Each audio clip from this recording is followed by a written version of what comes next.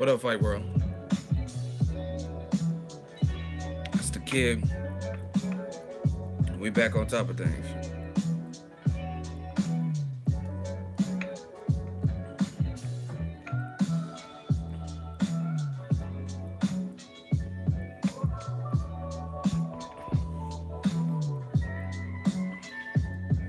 Boxing Ego, man. Fighter IQ was good. Yeah, we doing the late night. Shout out to Jeffrey Guy. He said new media or no media. I like that. Shout out to Indiana.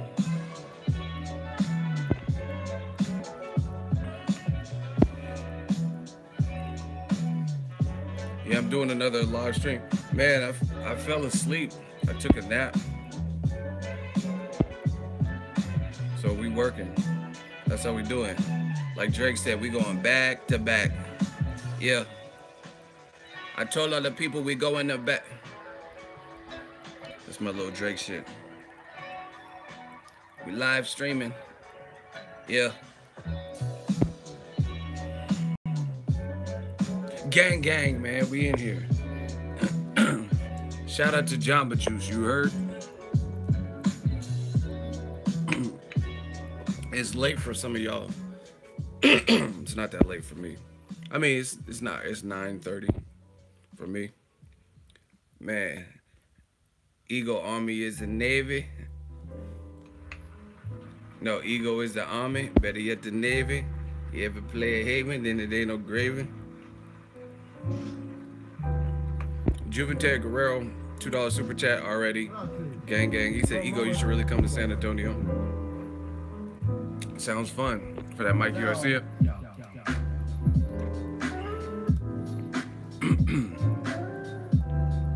Yeah, Shmoney gang, Ego Army, gang, gang. You know, we up in there. Let's do a quick roll call. And I want to see where y'all at. City, state, zip. Let's go. I want to talk about Joshua and Parker. And then Manny Pacquiao. And then we can talk about whatever else. Death Row East, believe in it. 408, where y'all at? Toledo, now Oakland, O-Town. Oakland definitely in the house. Bakersfield, Ohio, Bean City, UK. Damn, the UK up late with us. NoHo, Seattle, Washington, 661. I'm not sure where that's at, but shout out to you. Buffalo, New York. Gang, gang. Richmond, California. San Antonio, 719, LA, 707, Santa Rosa, Baltimore, Maryland, UK. Believe that, Death Row East. Screwston, Texas, Austin, Texas. Yeah, West Orange, New Jersey, Brooklyn, Orlando, Florida, Baltimore, Sunset Park, Funky Town, Texas, all up in here. Indiana, Detroit, East Palo Alto, 714. Ego should do a Q&A. We can do whatever, man. North Carolina, Virgin Islands, Tampa, Florida, OC, California, Boston, Toronto, Sunset Park, Omaha, just got here. Shout out to everybody, man. See, even on the late night creep, we still worldwide and well represented. This ain't just a Cali thing. It ain't just a West Coast thing, an East Coast thing. We everywhere, baby. Man, we could do the hot seat, but I gotta see if I do a call-in where the hot seat contestant on the call-in, I gotta figure out a way to mute them or something, because what happens is I can see it in the comment section. When dudes start catching, when I start catching bodies, then they keep typing responses and they keep typing. It's like they're like trying to drown out what's being said and throw out different argument. You know what I mean? Like Tupac said. It's like the Judas did to Jesus. They're only here to cause distractions. You guys watch it. When I'm in the hot seat with the dudes and they're saying their point, they always start throwing out, when they start getting body, start throwing out, oh, but what about Wilder Joshua? And we're not even talking about Wilder Joshua. You know what I'm saying? So I got to figure out a way to make it work to the point where everyone gets their points out and it's fair. That's what a lot of time when someone's losing an argument, that's what they do. You know what I mean? People just, man, people just over talk you or try to. Man, shout out to Ego Army, Ego Mafia. I told you we are the mob. Money on top of boxing. Let's go. Let's get it. Let's talk this boxing shit. Whether we agree or disagree. See, my whole thing is this. See, people got it all twisted. They got me all twisted, and I get crossed up in this shit. Where I'm doing the hot seat, and some people start, oh, Ego, he's a tyrant, and he just wants to block everything. It's not about that. It's about getting back to good old-fashioned boxing talk. Like, back in the day, I feel like the people in the 80s and 90s and shit, before a lot of these suck-ass millennials, you can argue Mike Tyson versus Muhammad Ali, right? I think Ali would win. I think Tyson would win. But they're going to show you why they think they win. Like, okay, Ali had good defense, but Tyson had the peekaboo style and head move. You know what I mean? They're going to talk about why the fighter would win. They're not just going to be like, oh, you Ali tard and you fucking Tysonoid and all this stupid shit. Or talk about, oh, you sucking Tyson's dick. You sucking that Catskill dick. They're not going to do that. You know what I mean? But that's what happens now. If I say one good thing about Floyd, Errol Spence, oh, you Errol Spence nut huggers. So what has the man done? Like, I give praise where praise is due. You know what I mean? If I see somebody doing it the right way, I give them praise. That's how I work. You know what I mean? It don't matter what creed or nationality. Shout out to Derek Kills. He got this thing jumping. I told y'all them yellow and orange super chats, man. Gang, gang. He just donated $20 to the movement. Man, y'all inspiring me so much to keep going hard. Shout out to that 2-0. He dropped the dub on the super chat. We got new stuff coming. I promise you. I promise you. Upgrades, all types of shit. Hats. I just been in the cuts working. So shout out to super chats. I don't even spend, just so you guys know, I don't even release. I got the super chat, the Shmoney gang. It's kind of in like an escrow account. You know what I'm saying? I have it in 2 places, in my PayPal, and then I have a certain amount saved in another account. And it's just saving for a rainy day for upgrades and different stuff. So we working, man, gang, gang. But yeah, man, the support's been great. I appreciate everybody for rocking with the movement. I told you, no matter who hates and hits the dislike button, all that shit, the Ego Army's getting strong, and there's nothing nobody can do about it. We just getting stronger. And like I said, I'm just trying to get back to just good old-fashioned boxing. Let's talk about good old-fashioned boxing, man. Hold on 1 second, man.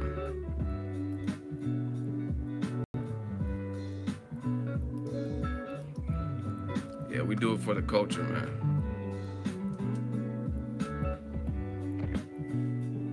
Y'all want to see some new shit? Y'all want to? Yo, can we get the likes up to 50 so I can show y'all some of that exclusive shit, that new shit?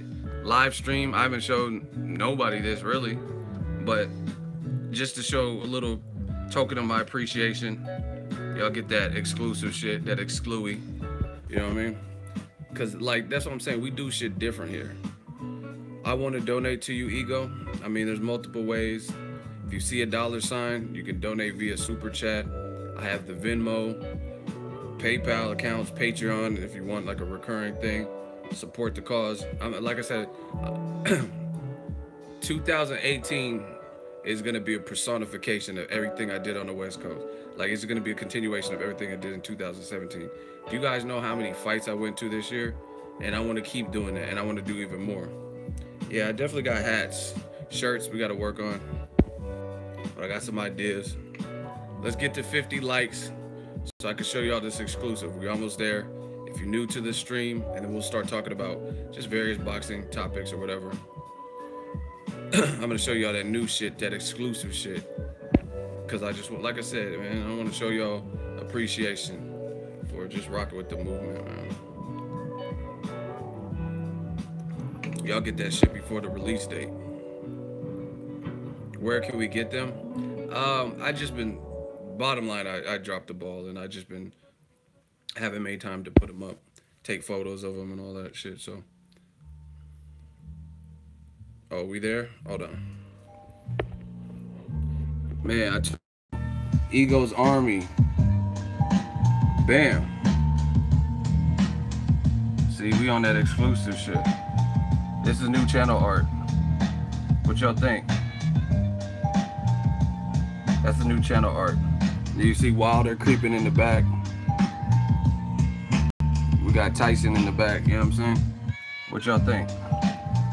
New channel banner, channel art. You got, you know, I had to put the boy Floyd up in there. Make sure y'all go to the website too, man. I told you, man, we doing different shit. We taking shit to the next level. This is not a game.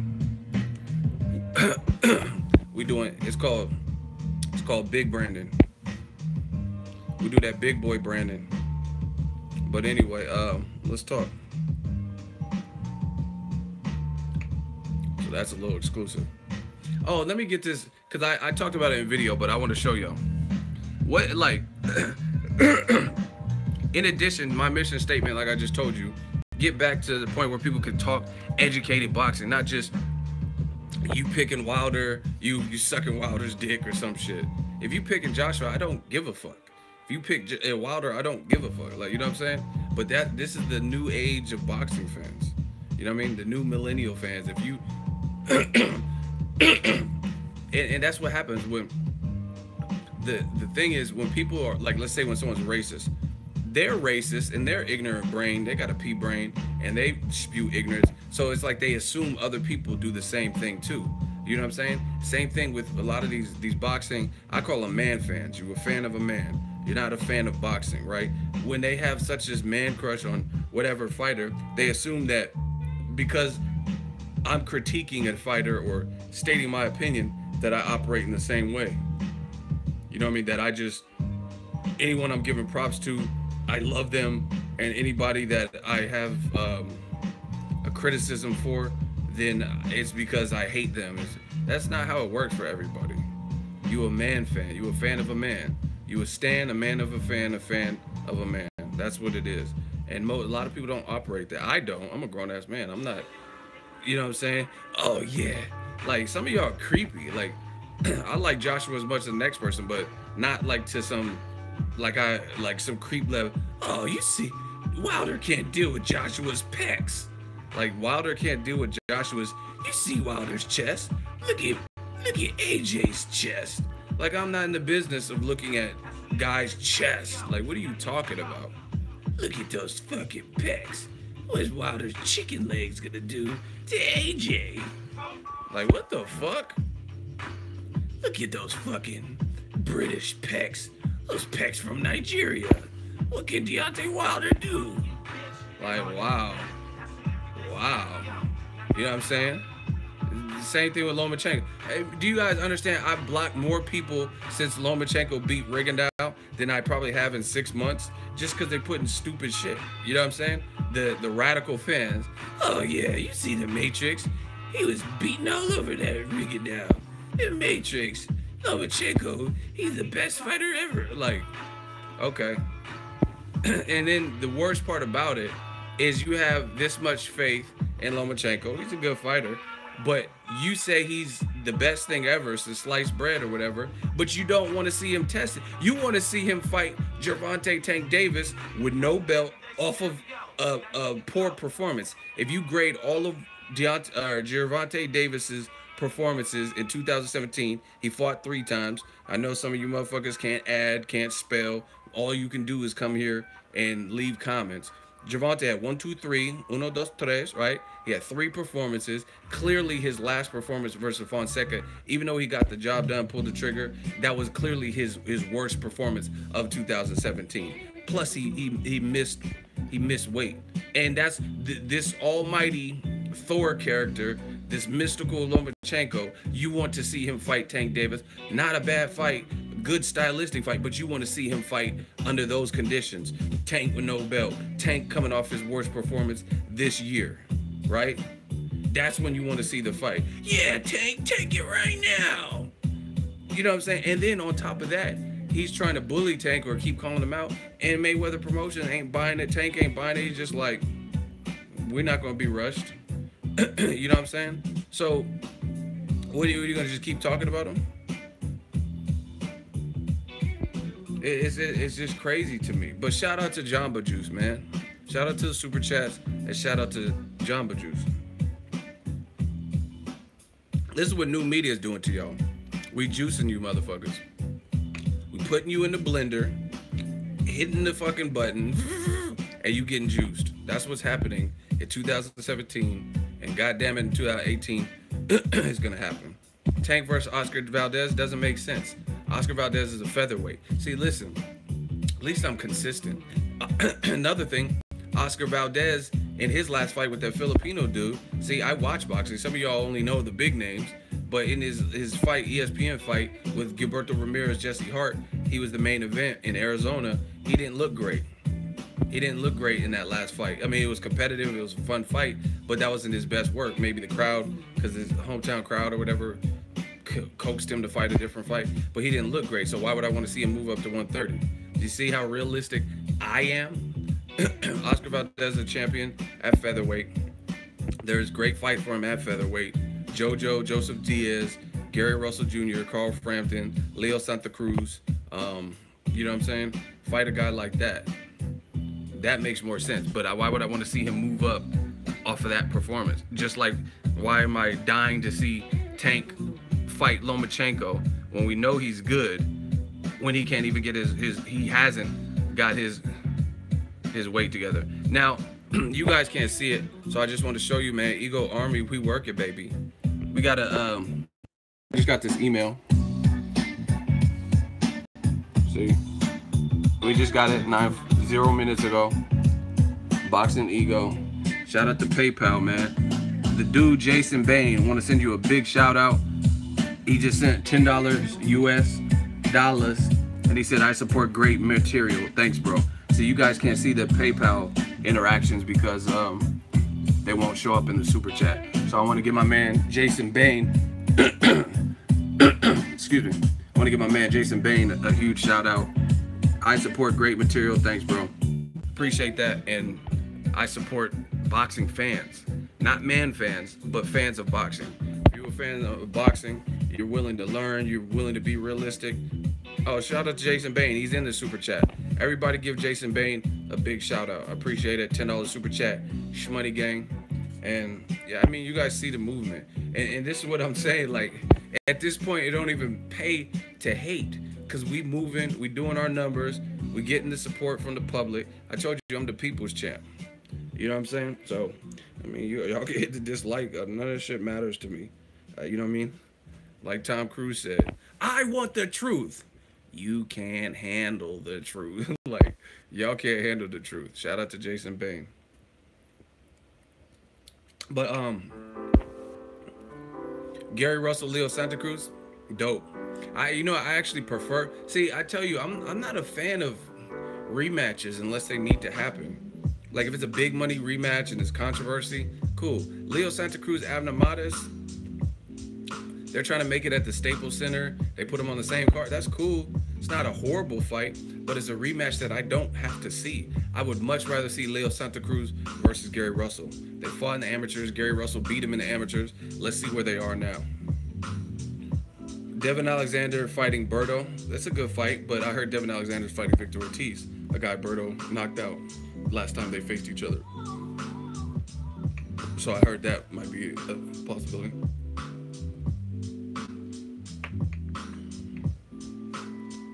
Abner Mares is going to beat Leo Santa Cruz's ass. I don't know about that. I mean, he showed he could box Carl Frampton in the rematch. I was at that fight, and then Leo won the first fight. But, I mean, Abner's tough, so we'll see.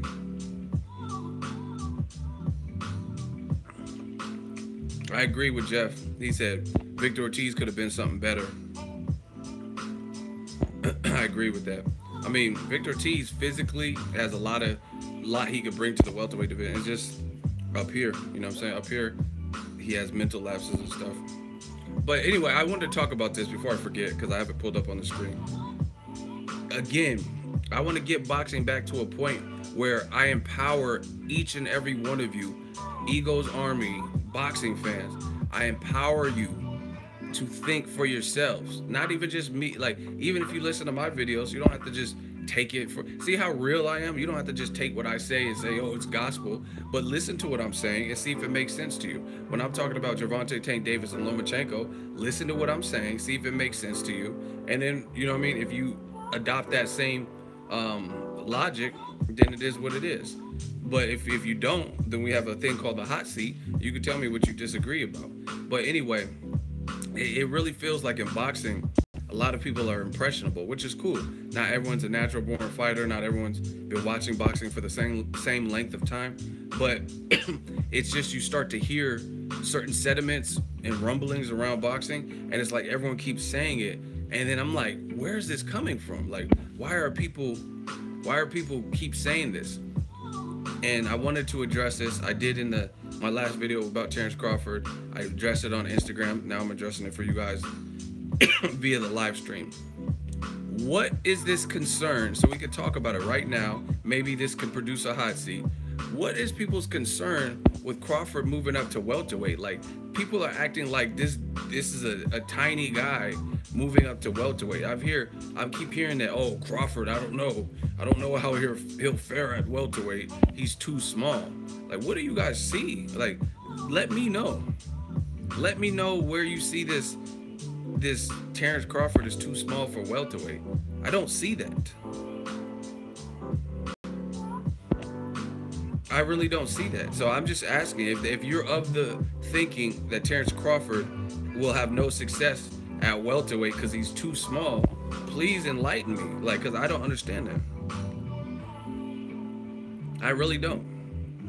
And see, this is what I'm starting to believe, because, like, you know, I told you I'll be watching the detective shows like Forensic Files and stuff. So I'll be doing a little detective work. And I'm really starting to believe that a lot of the people are such casuals that they're looking at Terrence Crawford as being skinny.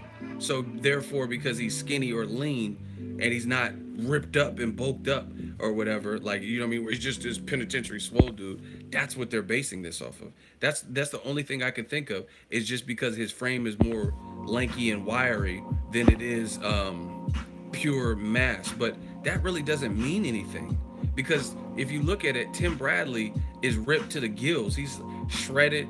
Man, that boy Bradley, his abs, I seen a picture, and his abs were like six-packed out, and it stuck out farther than his chest. I'm like, how your abs stick out farther? It's a certain picture I seen. I don't know if it's just the angle, but his abs were protruding a little bit further than his chest. That boy Bradley is ripped, but he's not hitting hard. You know what I mean? Versus guys like John Molina, Ruslan Provodnikov, Lucas Matisse, none of them really look like bodybuilders, or like if I seen them at the beach with their shirt off, like they look at the weigh-ins, right? I'd just be like, okay, like, you know what I mean? I wouldn't just be like, damn, that dude's a fighter. See, that's what's crazy about boxing, is when you watch a movie about boxing, usually it's like Mark Wahlberg and he's all cut up and big. A lot of boxers don't even necessarily look like that. You know what I'm saying? A lot of boxers don't even look like that, but in movies, they always make them like Sylvester Stallone, where they're all diced up and cut up and things like that sort. But I would say more often than not, guys who look skinny and don't look ripped and like physically intimidating look crazy. You know what I mean? Have the craziest knockouts. Like, okay, if I look at the heavyweight division now, Anthony Joshua, for the eye test, if we're just going off of straight physique and like who looks penitentiary swole, there's clearly Joshua. He looked ripped up, and not saying he don't have power, but Deontay Wilder, to me, he looks leaner and smaller and not as like huge ripped up, but he hits harder. Who's this hot seat, man? All right, Lone Wolf, step in the hot seat. What are you talking about? You keep saying lies, lies, lies, and you're disrupting the stream. So now it's time to disrupt you. And if you put some clown shit, you're just getting blocked, because I don't have time for it right now. Okay, Lone Wolf, you about to be a real lone wolf. You about to be a lonely wolf when you get your ass blocked about this stream. You're really gonna be where's the pack? Where's the rest of the pack? Because you got blocked. Hurry up and tell me what I'm lying about or whatever. 10, 9, 8, 7, 6, 5, 4, 3, 2, 1. No, please. No, my ass. You blocked. Blocked, L. Get the fuck out of here. See, that's what I'm saying. Like, I don't have time. Everybody put your L's up. Put your L's up like Cool J. Oh, we having a party. See, that's what I'm saying. I kept seeing lone wolf. Oh, lies. Shut up. Oh, you're lying. Like, what are you talking about? And then now when it comes to the hot seat, no, please. Listen, I just watched Sicario for the first time. I'm on that Benicio del Toro shit. I'm Sicario. That translates to hitman. That's me. Call me Young Credentials or Young Sicario. You know what I'm saying? Where there's no please. You getting clapped. Get out of this stream. You're disrupting it. Young Sicario will get you out of there. I don't even know what's going on. Some guy kept putting 1,000 comments, wanting attention, and then Young Sicario gave him, Lil Sicario gave him that attention that he wanted. And he was like, no, please, no, please. There ain't no please when the assassin already got, it's too late. The assassin standing over you, he got ready to clap. It's just too late. Now can I get back to just talking boxing? Shout out to Sergio, he just joined the chat. Shout out to Lone Wolf for getting blocked. He really a lone wolf, like I told him. Anyway, back to this Crawford situation. What is it that people see where they think Crawford, like, don't get me wrong, there's good fights out there for Crawford. Not, like, even a Pacquiao fight, I would favor Crawford, but none of these fights are just like, oh, it's a gimme. He's gonna win every single fight easily. You know what I mean? Jeff Horn, I favor Crawford, but it's a good fight. You know what I mean? Keith Thurman, Errol Spence, those are tougher fights, right? But I don't understand why people keep spewing this notion about Crawford is too small for the division. Like I said, the only thing I could think of, if it's some real extra casual shit, and they're looking at the build of Crawford and thinking, oh, he's skinny, so therefore all these other guys at welterweight, like Errol Spence, looks bigger. You know what I'm saying? Some of y'all don't know boxing. Like I said, I can think of probably more examples where a guy has, it looks like he has no muscle mass or an average muscle mass, but they're hitting harder than guys that look buffer. You know what I'm saying? Like Tim Bradley. John Molina doesn't even look like he has cracks, but he does. Shout out to Juven Ted Guerrero, $2 super chat. He says, this is for the love of boxing. Boxing is for the children. Shmoney Gang, thank you. You know what I mean? Marcos Maidana, he's another person, his body looks very average. If we're looking at like the bodybuilder test, you know what I'm saying? It looks very average. Lucas Matisse, Juan Manuel Marquez, he at 40 he got buffed some kind of way, but aside from that, he always had cracks, and he didn't look hella diesel. You know what I'm saying? Even guys like Lomachenko, he doesn't have that much power to me, and he looks in shape though. He looks very athletic, you know what I mean? But then you look at a guy like Miguel Berchelt or something, probably has more power than him, but he doesn't, you know what I mean? Mikey Garcia has more power than him, but Mikey Garcia, body-wise, it doesn't look like he just hella in shape. You know what I mean? He's not like a piss poor shape, but you guys get what I'm saying, right? Tommy Hearns, another person. But how I know some of y'all don't know shit about boxing. You're looking for everyone to, no, don't get me twisted. There are some people who look the part, who are the part. You know what I'm saying? Like Mike Tyson looked physically intimidating. He just 20-inch neck and shit. I'm a static. I'm gonna eat his kids. I'm gonna knock you the fuck out. Okay, fine. I like how Tyson talked. He was doing that interview with that white dude, and then the dude was like, why do you have to talk like this, Michael? And he was like, I'm talking to you how I want to talk to you.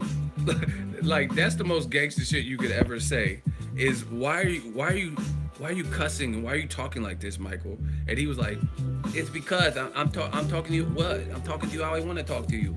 That motherfucker said, I'm talking to you how I want to talk to you. That's, I like that. You know what I'm saying? I'm talking, and he was like, well, if you want to keep doing this, we could just end the interview. Fine, we could, asshole. Like, Mike Tyson is a savage. It's spinal. I'm talking to you how I want to talk to you. That sounds like something your parents would say. I remember like I'd be like, hey, can I spend the night at Justin? You know, I'm a little kid or whatever. I'm like, hey, can I spend the night at Justin's house? I got straight A's. I clean my room. Like, no. Like, why no? Why can't I spend the night? Cause I said so. Like, that's the type of shit parents would do. Like, why can't I spend the night with my friends? Because I said so. You can't go. Like, for no reason. Parents be on that bullshit. Like Will Smith said, parents just don't understand. You can't go because I said, why can't I go to the party? I did all my chores. I got straight A's because I said so. Like, what? Because you said so. And then you start getting mad looking up your parent. Who the fuck are you? No, I'm just playing. Don't do that. My parents would beat my ass if I would have did that. Because I said so. What kind of, that's some parent answer. That's actually how boxing fans do too.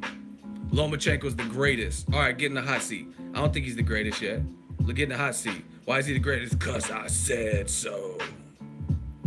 He's the greatest because you said so. Who the fuck are you? You know what I'm saying? Like, that's what I'm saying. Triple G is pound for pound number one. Okay, explain. What makes him pound for pound number? Because I said so. That's corny. Damn. He said, you got some McDonald's money? See, that's what I'm saying. Parents be wilding with them. But, yeah, some of you guys get it twisted. Like, Anthony Joshua got power and he looks the part. Mike Tyson. But not everyone's like that. You know what I mean? There's a lot of guys. Julian the Hawk Jackson, he don't look, you know what I'm saying? He don't look like the most diesel person you ever seen in life. But he'll knock your head like a Pez dispenser. You know what I'm saying? So, that's what I'm saying. Some people don't understand boxing and the logistics of boxing. Nonito Donaire, like in his prime, when he was left hooking dudes, his body looked like way average. And he could still spark you out though, you know what I'm saying? So it's not about that. So I never understood what people are saying when they're talking about Terrence Crawford. And it's not even just from a body type. I'm talking about skill. Skill alone would place Crawford in the top class of fighters. You know what I'm saying? The fact that Crawford has skill, he has a shot at. I'm not saying what he can or can't do, but you know what I mean? Just skill alone, you would have to give him some type of fighting shot. But what's fake? What are y'all talking about? What you talking about?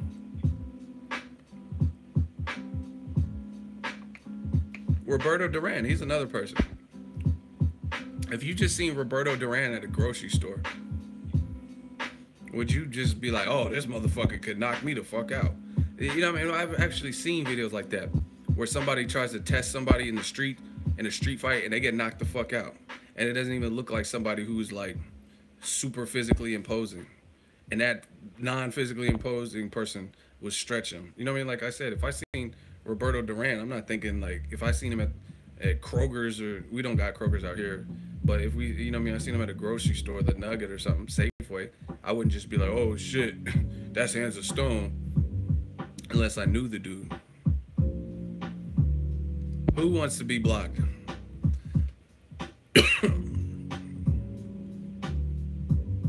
Who wants to be blocked? Hey, y'all gotta start snitching on the people who are disrupting the stream with that dumb shit. If they disrupting the stream, just start calling. Thank you. It looks like the person got dealt with. But anyway, here's the Crawford thing. Sean Porter, this is Crawford next to Sean Porter. This is when Crawford was at 140, people. Like, what are y'all really saying to me? Like, Porter's a top level welterweight. You know what I'm saying? People are like, oh, I want to see Danny Garcia and Crawford. And look at Crawford. This is when Crawford was with Sean Porter in his gym. And look at him. What are people saying? Like, can Crawford make welterweight? This is him at 140. Like, really, what are y'all saying? He was at 140 and in between fights, and he's next to Sean Porter, and he doesn't look like dwarfed or small. Like, not even just a height. Even like, you know what I'm saying, his build. You can say, oh, Sean Porter has bigger arms or something, but he don't look like... Does it look like, let's say this was a school picture or something. Does it look like Sean Porter is in the 12th grade and Terrence Crawford's in the 8th grade? No. You know what I'm saying? So what are you guys really talking about? And shout out to my dude. Let me see if I can find the comment real quick.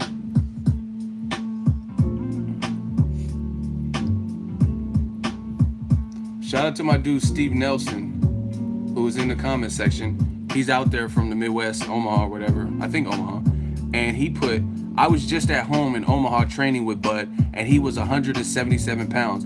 I'm a light heavyweight, and he spars me like we're in the same weight class. See, this is actually a boxer. This is actually a boxer, not a fan, right? This is a friend of Crawford's that I know, right?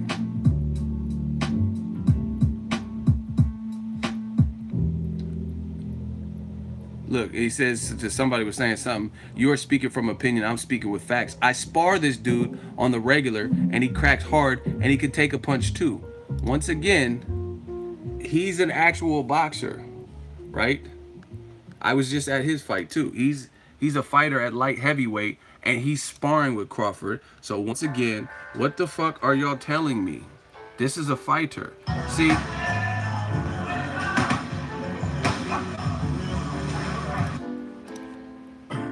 So once again, like, that's what I'm saying. When I say stuff, some part is in part my own personal thoughts, but some of it, yo, whoever this is with this Jesus Christ stuff, hold on, let me get this dude out here. Somebody putting like Passion of Christ quotes or something. Anyway.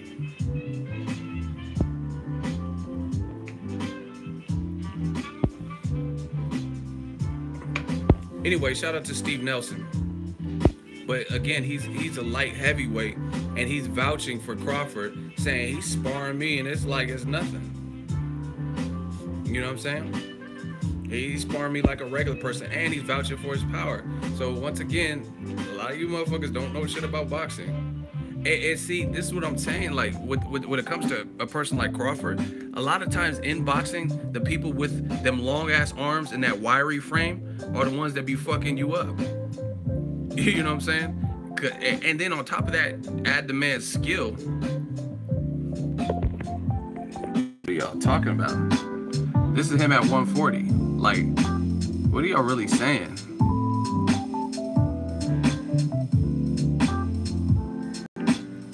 He's sliced up. He's not on no Broner shit where he's like, you know what I'm saying? Like, not taking his career serious. And like I said, a lot of these guys with these wiry, look at TJ Dillashaw next to this man. What the fuck are y'all, what weight is TJ Dillashaw at? He just beat Cody Garbrandt. One of my diehard UFC people. Look at TJ Dillashaw. Is he at 35? Okay. So look, I mean, just look at him next to him though. And TJ Dillashaw is ripped. Look. He ripped up, but he looked kind of small next to Crawford. That was a good win he's coming off of.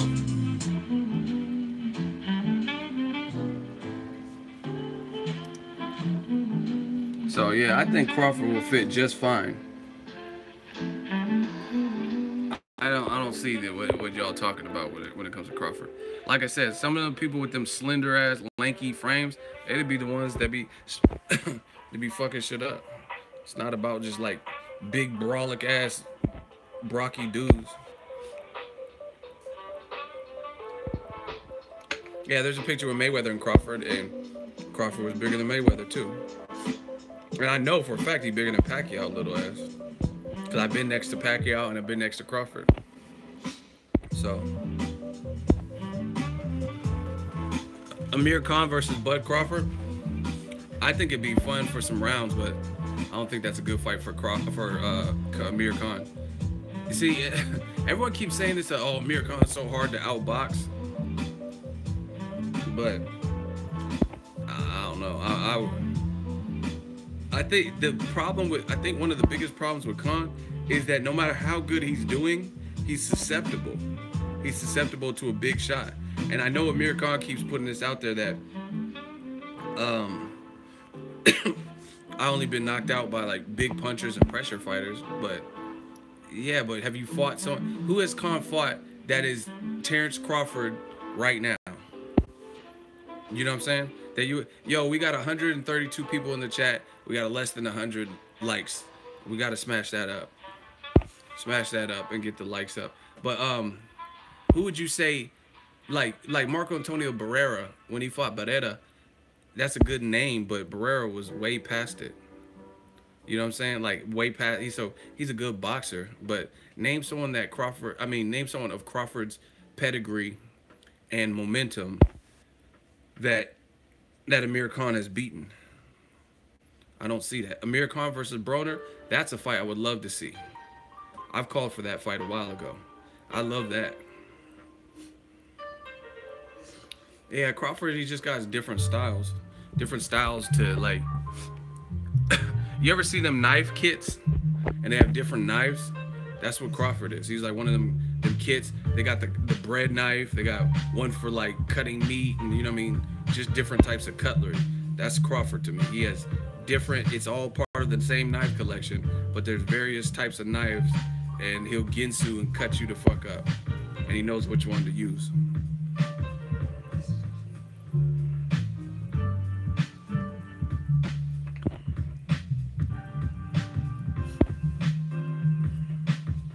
Ndongo beats Broner. That'd be a hard fight for Broner. Ndongo's really big. I was at the Crawford and Ndongo. See, and that's the thing with people who know boxing and don't know shit about boxing. Don't get it twisted, because whatever Crawford did with Ndongo, that the next man, Mikey Garcia or Broner, would easily do that to him. That's not how this shit works. And I rate Mikey Garcia very highly, but he would be at a huge height deficit, more so than Crawford. He's not as athletic. So that's a totally different fight.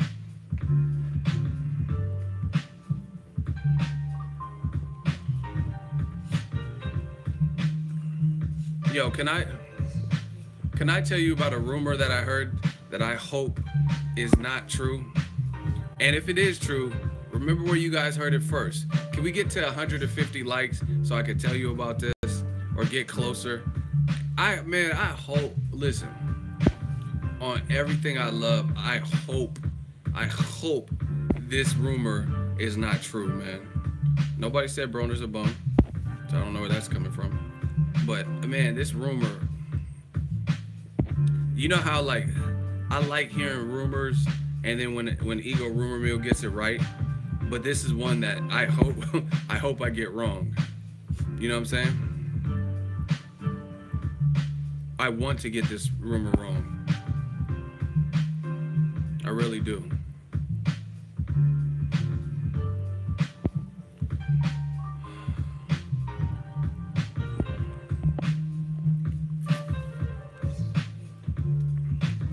Briggs versus Fury in April. Yeah, I heard Briggs saying something about it, but like, I don't know. For me, I have to hear something from Tyson Fury's side. Oh, y'all want the rumor? Man, this shit is foul. I heard, okay. First of all, I'm gonna pose a question. I'm gonna pose a question for y'all. I tweeted this earlier. If you follow me, if not, you should be following me, because I'm that source. I'm the plug. My tweet was simple. Who the fuck is Manny Pacquiao going to fight in April? They're talking about his senator release or whatever, the reset, whatever the fuck the shit is. The recess. Who is Pacquiao gonna fight in April? That's just my simple question. McGregor already said that's not happening. Dana White said it's not happening. So did Bob Arum. Strike one. Cut that out. They're not gonna let Conor fight two elite no names in boxing and potentially be out of the UFC for a year, possibly taking boxing ass whooping. Floyd already whooped his ass. So if Pacquiao does the same, nope. They're trying to make Crawford Jeff Horn, so it's not Jeff Horn or Crawford. It's fucking Mike Alvarado. Listen, if Pacquiao fights fucking Mike Alvarado, then he needs to retire. Like immediately after. Like, if he should win versus Mike Alvarado. So, He needs to be like, I take this victory and I retire. Retire. Like, you're done. There's nothing else. Listen. Fuck no. Man, no disrespect to Mike Alvarado. I watched his last fight. He was losing to that guy, and then he knocked him out. So that was a good, it was a fun fight. It was on the Crawford and Dongo, actually. But Pacquiao and Alvarado, that shit should have happened in like 2013 if it was gonna happen. Get the fuck out of here.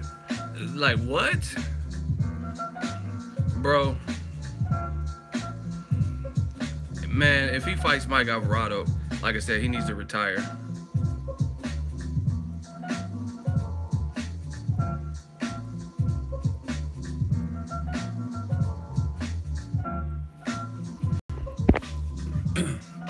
Mike Alvarado, the one to fight Brandon Bam Bam Rios. I hope this is a false rumor.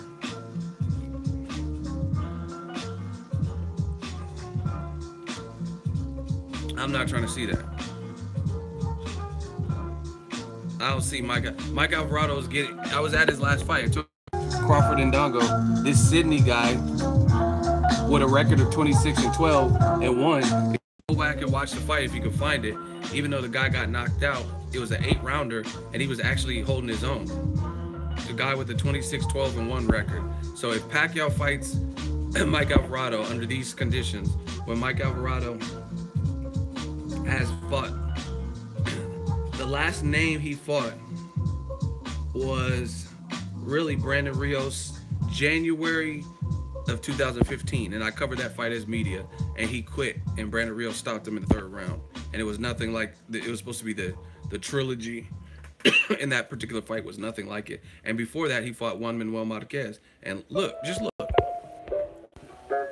These are his recent fights, but from Brandon Rios, Marquez, look, he lost 3 fights back to back. Why do y'all keep saying McGregor versus Manny? That shit is not happening. You think Dana White wants his cash cow to potentially lose again?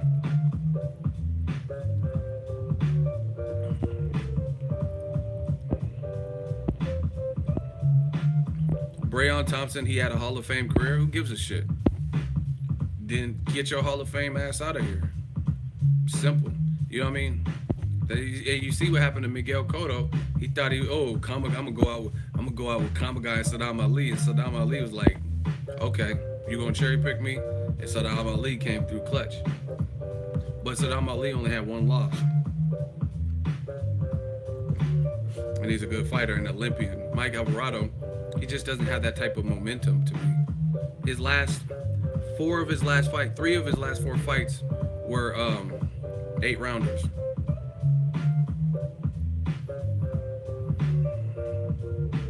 And see, you know what? That's why I don't even like talking Pacquiao shit, because every time I start stating facts, people get mad and shit like that. But do you realize Pacquiao has like 12 or 13 fights with the same 4 people? He fought Eric Morales 3 times. He fought Bradley 3 times. He wanted to fight Marquez 5 times, but he fought him 4 times. He fought, I think, Marco Antonio Barrera 2 times. So that took up a lot of his career. Just having all them Marquez rematches. You can't. Floyd fought Marquez once, pieced him up, and there was no need to ever see a rematch at all. You know what I mean? Floyd did a number on Canelo. He didn't have to fight Canelo 3 and 4 times to prove he was better. He did it in the first time. You know what I'm saying? And then on top of that, you look at Pacquiao's career, a lot of it had weight, just like they're doing with Lomachenko. I'm telling you, you guys, you don't have to believe me. You say I'm hating, I don't really give a shit. But Top Rank, they're exceptional with the matchmaking. They're exceptional with the matchmaking. So there's always things where their A side is duly taken care of. And there's weight, like weight matters regarding a lot of Pacquiao's best wins. Like Cotto, who had discipline. If I know Cotto has discipline issues, and I heard he doesn't like riding cardio, you don't think Top Rank knows that? And Cotto used to be with them? You know what I'm saying? And then they made him come down to 144. Margarito got suspended and got his ass beat by Shane Mosley, and he came down to 152 as a big guy. You know what I mean? Bradley had 1 fight at 47 with Luis a Bregu, and then he dropped back down to 40, and he remained at 140. And then Pacquiao brought him back up to 47, and he's not even a guy with big power. And then he lost that fight to Bradley, at least to the judges. You know what I'm saying? It's always some kind of weight stipulation. Like, even let's say you want to be super chicken shit and take away Floyd Mayweather because he fought a catch weight with Canelo, and then the Marquez off of a 2-year layoff, he fought him at a catch weight. Even if you take those fights off, De La Hoya wasn't at no catch weight. Cotto wasn't at no catch weight, right? Ricky Hatton was undefeated and wasn't at no catch weight. He was at a full weight class. Diego Corral, you know what I'm saying? So you could still think of that. But when I think of a lot of Pacquiao's best wins, there are a lot of weight stipulations. So that's just my thought.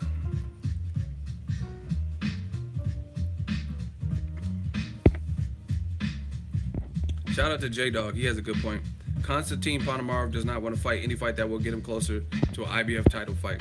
And this is what I'm talking about when I talk about minorities and especially the black fighter experience. It's funny to me because, right, the funny thing is, why Konstantin Ponomarev, he's a youthful welterweight, and you don't ever see him criticized. But if it's Gervonta Tank Davis, if it's Broner, if it's Deontay Wilder, they're not even necessarily doing the same things as what Konstantin Ponomarev has done, and nobody's criticizing. That's it. It's just that simple. You know what I mean? He's an undefeated fighter that had 2 opportunities to fight Errol Spence, and he didn't. Okay, Michael McCourt. Don't nobody block him. I'll do it. Moderators, do not block this clown. I'm gonna prove that he's Pennywise. We got a hot seat. Michael McCourt, he says, ego, you are biased. You only support minority fighters. Okay, so prove that. I'm waiting for this. This is gonna be good. See, it's always I always gotta make examples out of y'all. And the funny thing is, like I said, they don't believe the bull. They want to be new media so bad. They don't believe what they say. They don't believe it. And one of the reasons is, if I'm all this and I'm a demon, the Antichrist and racist, why are you in the live stream? Why are you supporting me by giving viewership? If I'm racist and I only like minority fighters, why would you keep coming back to some shit you don't like? I never understood that. Like, Netflix has a whole catalog of shit. If there's like a TV sitcom that I don't like, then I'm not gonna keep watching it every day. I do videos daily and you motherfuckers be in here daily. So anyway, why is it taking so long to prove how I'm biased and I only support minorities? It's not my fault there's a lot of good minorities. You know what I'm saying? But that doesn't mean I only support them. Okay. He said, because I like boxing, but you only show support to blacks and Mexican fighters. Okay, so easy rebuttal to that. Are there a lot of good black fighters and Mexican fighters? Tell me that there isn't. You said I only support black and Mexican fighters, or could it be that black and Mexican fighters, there's so many to choose from that are very good in different divisions that by default, you know what I'm saying? I talk about what I like and what I see with them. It's very simple. That's like, let's say the Golden State Warriors, you said, ego, who's your favorite player on the Golden State Warriors? And you ask people that. Oh, Steph Curry, Iguodala, Klay Thompson. Oh, you only like black basketball player. It's not that I only like black basketball. The fucking whole team, all the stars on the team are black. You know what I mean? Or a majority of them. You know what I mean? The shooters and the premier prime playmakers are black. So how is that my fault? Okay, listen. Lomachenko, Joe Smith Jr., Kovalev, you never show support to them. You're reaching and you're getting horrible. First of all, I've never said anything bad about Joe Smith Jr. You know what I mean? I said I liked his story. He's a union worker. Second of all, he got beat by Sullivan Barrera, a guy that a guy that Andre Ward beat. And if Andre Ward fought Joe Smith Jr., I think it would be the same thing. And if you go back, if you actually knew what the fuck you're talking about, I didn't make excuses for Bernard Hopkins when Joe Smith Jr. knocked him out of the fucking ring. I gave him credit. So once again, what do you want me to do? You want me to hang up Joe Smith Jr. posters? What more credit can I give him? I gave him credit for beating Bernard Hopkins. I gave him credit for beating Fonfara, right? Your time is running out. You sound stupid. You never show support. What? Someone said Joe Smith Jr. Really? That's what I'm saying. They're reaching. So Joe Smith Jr. is not even. He's like a guy that came out of nowhere, basically. You know what I'm saying? And then for that period of time before he lost again, I gave him credit. You know what I mean? Like, I don't know what you want me to do, but to me, he hasn't done what Terrence Crawford has done. He hasn't proven that. He hasn't proven what Errol Spence is. So, what are you talking about? And then shout out to Jeffrey Gott. See, the hot seat is getting so infamous and famous that motherfuckers in the comment section are bodying you. They're giving me additional bullets. Like, I stay with a full clip when it comes to this hot seat shit. But you guys are giving me in the comment section more credit and more bullets. So shout out to Jeffrey Guy. I'm gonna give him his props for bringing this up. So I hate white fighter, whatever the fuck you're trying to claim, right? And he brought this up. Why did I make this video a year ago? Got 17,000 views. 7 reasons Vasily Lomachenko will beat Axeman Nicholas Walters. And if you click on it, it's before the fight happened, obviously. I don't drop 7 reasons after the fight. So this was before the fight. And I picked Lomachenko. Look, 2016. If I just am shying away from giving white fighters credit, why would I not ride with Nicholas Walters, since that's what you believe? Dude, you're well on your way to getting blocked. That was before you were well known, dude. How is that before? That was last year. What do you mean before I was well known? Like, my channel has been popping for years. What are you talking about? He said that was before I was well known. Yeah, of course, because I'm new media and I keep doing this, it's gonna keep growing. But you mean to tell me I wasn't well known November of 2016? How did I get? You see, it sounds stupid now. I got 17,000 views. What are you talking about? I got 17,000 views on a random video, and I had way more views on other ones before that. So what do you mean it was before I was well known? You look sorry. Let's vote. Send him to the morgue. That shit was easy. Moderator, get him the fuck out of here. Cart him away. Michael Moriarty or whatever is in the mid-court, get him out of here. The fans have voted. The fans have spoken. Light work. Get Michael McCourt out of here. His new name is Michael McMorgue because we sent him there. See? Like I said, anyway, but you are biased, ego. You only support black and Mexican fighters. It's not my fault if there's a lot of black and Mexican fighters that are very good in most divisions. Like, okay, here's my question to you. At 126, name the best fighters, featherweight. Who are the best fighters at featherweight? At 126. Just start typing. Who are the best fighters? Y'all want me to help you? You guys don't know the division? Gary Russell, Joseph Jojo Diaz, Abner Mares, Leo Santa Cruz, right? Oscar Valdez, Carl Frampton, Lee Selby. So how many of those people are Mexican or black? Mares, Mexican, Mexican-American. Leo Santa Cruz, Oscar Valdez, right? That's just in one division. So how is it my fault that they happen to be Mexican? You know what I'm saying? Frampton didn't look good in his last fight to me. He didn't. You know what I mean? And he lost to Leo Santa Cruz in a rematch. Gary Russell, he looks like he's on top of his shit. So how is that my fault? Look at welterweight. Who are the best welterweights? Keith Thurman, Errol Spence, Terrence Crawford will probably be up there once he gets a fight. Who else? Who else is vastly better than them?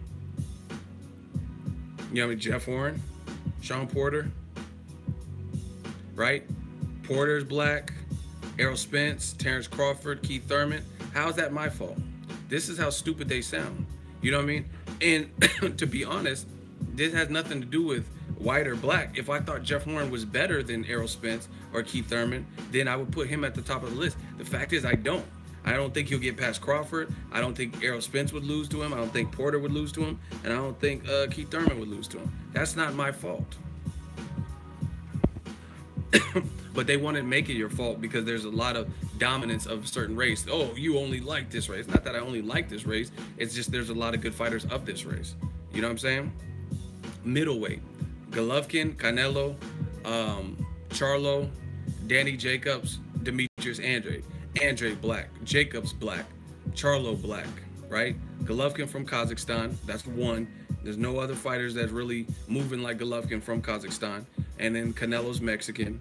So once again, if you say I only like Mexicans and black, it's not my fault that Canelo, Andrade, Jacobs, Charlo, and all them are black or Mexican. Stupid. Who the fuck is Emmanuel? Nah, he just wants attention. He ain't getting no hot seat. Blocked. Emmanuel's blocked. Don't worry about him. See, this is the hot seat is getting so big. I don't want people to think they can just control when they get put in the hot seat, because that's not what this is about. The hot seat is not you just disrupt and annoy enough people, and then we give you a chance to waste our time some more by putting you in the hot seat. So that's it. Just y'all, if someone's being like that, moderators, you know what to do. And people, you can start snitching them out in the comment section, but that's not how it works. What's your opinion on Nayo Inoue, young boy fighting December? I'm actually disappointed because he said it's his last fight at 115. I was really enjoying the Superfly 1, and they're doing the Superfly 2, but now he's Superflying his ass out the division, probably struggling to make weight. So, you know what I mean, that makes it, that's just one less player. But as a fighter, I like him. Good jab, good body. I think he has a good left hook. But I would have loved to see Rungvisai Estrada winner versus Inoue. And maybe it can happen in a new division, but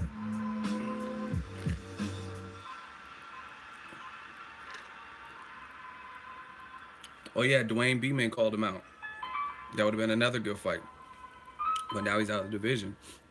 You know what I mean? And just because he's moving up, you can't expect everyone else who could comfortably make the weight to want to move up too. So we may not get those good fights.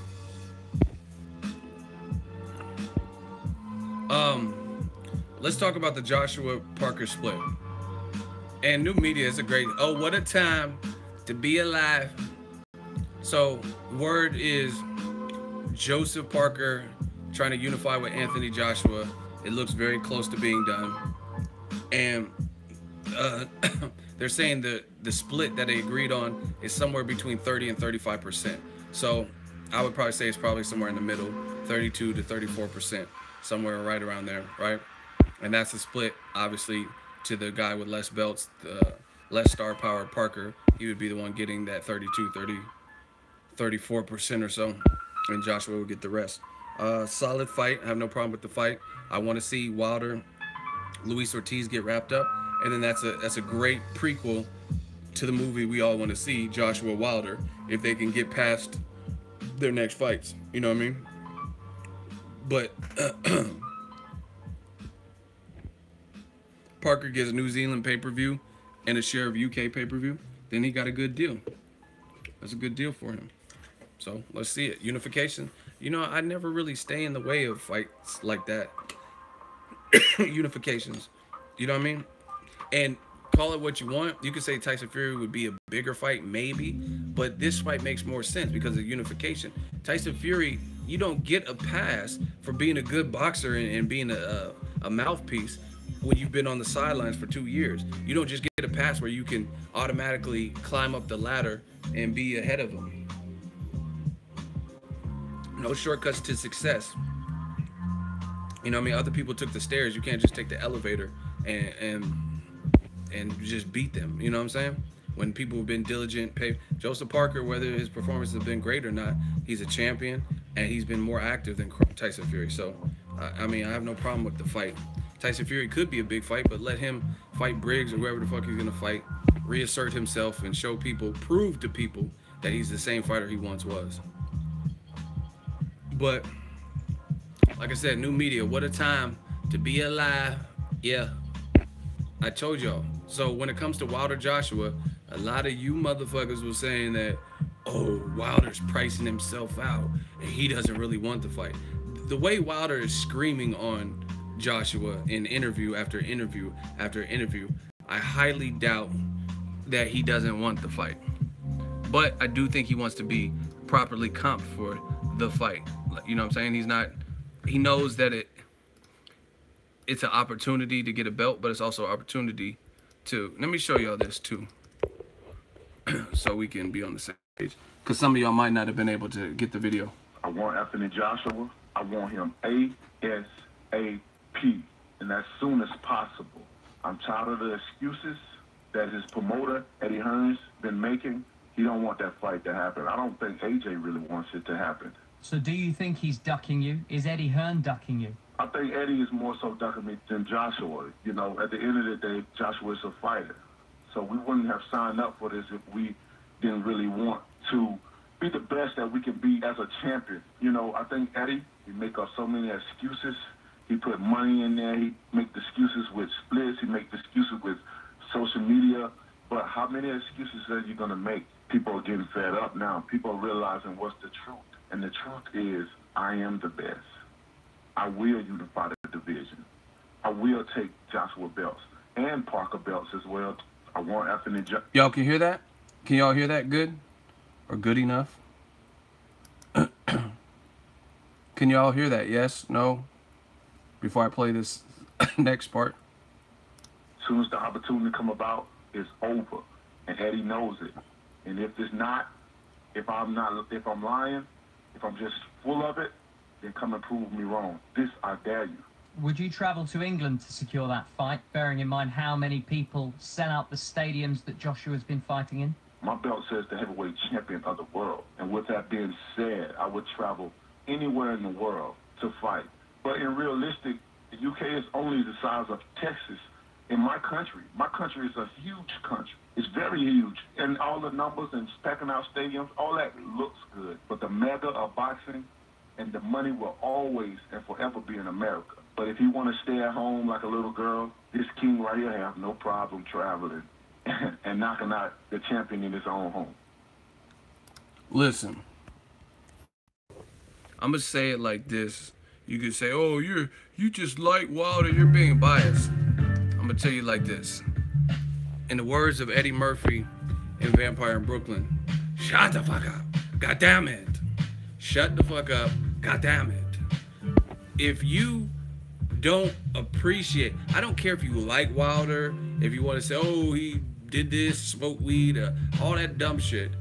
If you don't respect Wilder as a champion for what he's been doing, and a call out like that, then you're probably really just a hater. You know what I mean? Everyone say, "Oh, you just like Wilder." You damn right. Because he makes me proud to be an American, that we have an American heavyweight world champion, highly criticized, black skin, and he's still going for it. He's still doing the call outs. He's acting like a throwback fighter. I mean, what more, like, literally, like, fuck all the AJ versus Wilder. As a man, as a fight fan, what don't you like about that? What you just heard? What is there to not like about that? And see, listen, I like Anthony Joshua. I really do, right? I like Anthony Joshua. But the way every time he's mentioning Wilder, especially before the people started putting a spotlight on it, like when he said, "Oh, I'll fight him when the time is right for me," and maybe in 2018, 2019. Now he's done a couple interviews where he said something like, "Oh, I can exploit his weakness and I'll break him down." But before he wasn't really talking like that. Wilder's been talking like this. But I mean, what is there not to like? Somebody please tell me what about what he just did in that call out makes you not respect or like Wilder? Fuck all the bum squad and he ain't beat nobody. Talk about the call out. Let's talk about that. It was direct. It was cohesive. It was clear and to the point. There's no question who he's talking about. He says, I will take Anthony Joshua's belt. I will take Joseph Parker's belt. I am the best. Right? I am the best. And if you think I'm full of it and I'm just jibber jabbing, then come prove me wrong. This, I dare you. I mean, what more can you say? Okay, so he spelled it out for you. He says, I am the best. I'll take both of their belts. I'm this and that. I'm the heavyweight champion of the world. I will travel. If he wants to get knocked out in front of his own country, I could do that. But the mecca of boxing is really America, so we should fight there. But I have no problem fighting in the UK. And he says, if you have a problem with what I'm saying, you think I'm full of shit, you think I'm full of it, then prove me wrong. This I dare you. I'm just saying, like, what? That's a great setup. I'm talking shit. If you don't like it, prove me wrong. This is you know why I like it? Because there's a part of me in there. This is exactly what I do to you motherfuckers in the hot seat. You can disagree, you can dislike, but you can't disprove. This is what I do to you guys in the hot seat. Exactly. Okay, you don't like what I said about Lomachenko. You don't like my thoughts on Wilder Joshua. Show me your side. Show me how what I'm saying is bullshit, and you use facts, not just emotion, to prove me wrong. This is what I'm saying to you in the hot seat. So yeah, I do resonate with what Wilder's doing. He's just doing it from the aspect of a fighter, but we all are fighters in different ways. You know what I mean? Just fighters of life and stuff like that. This is precisely what I do in the hot seat. You don't like what I'm saying, prove what I'm saying wrong. Like I said earlier in the stream, Lomachenko has not fought Orlando Salido a style like his since Salido, and he never rematched Salido, and he got away with it.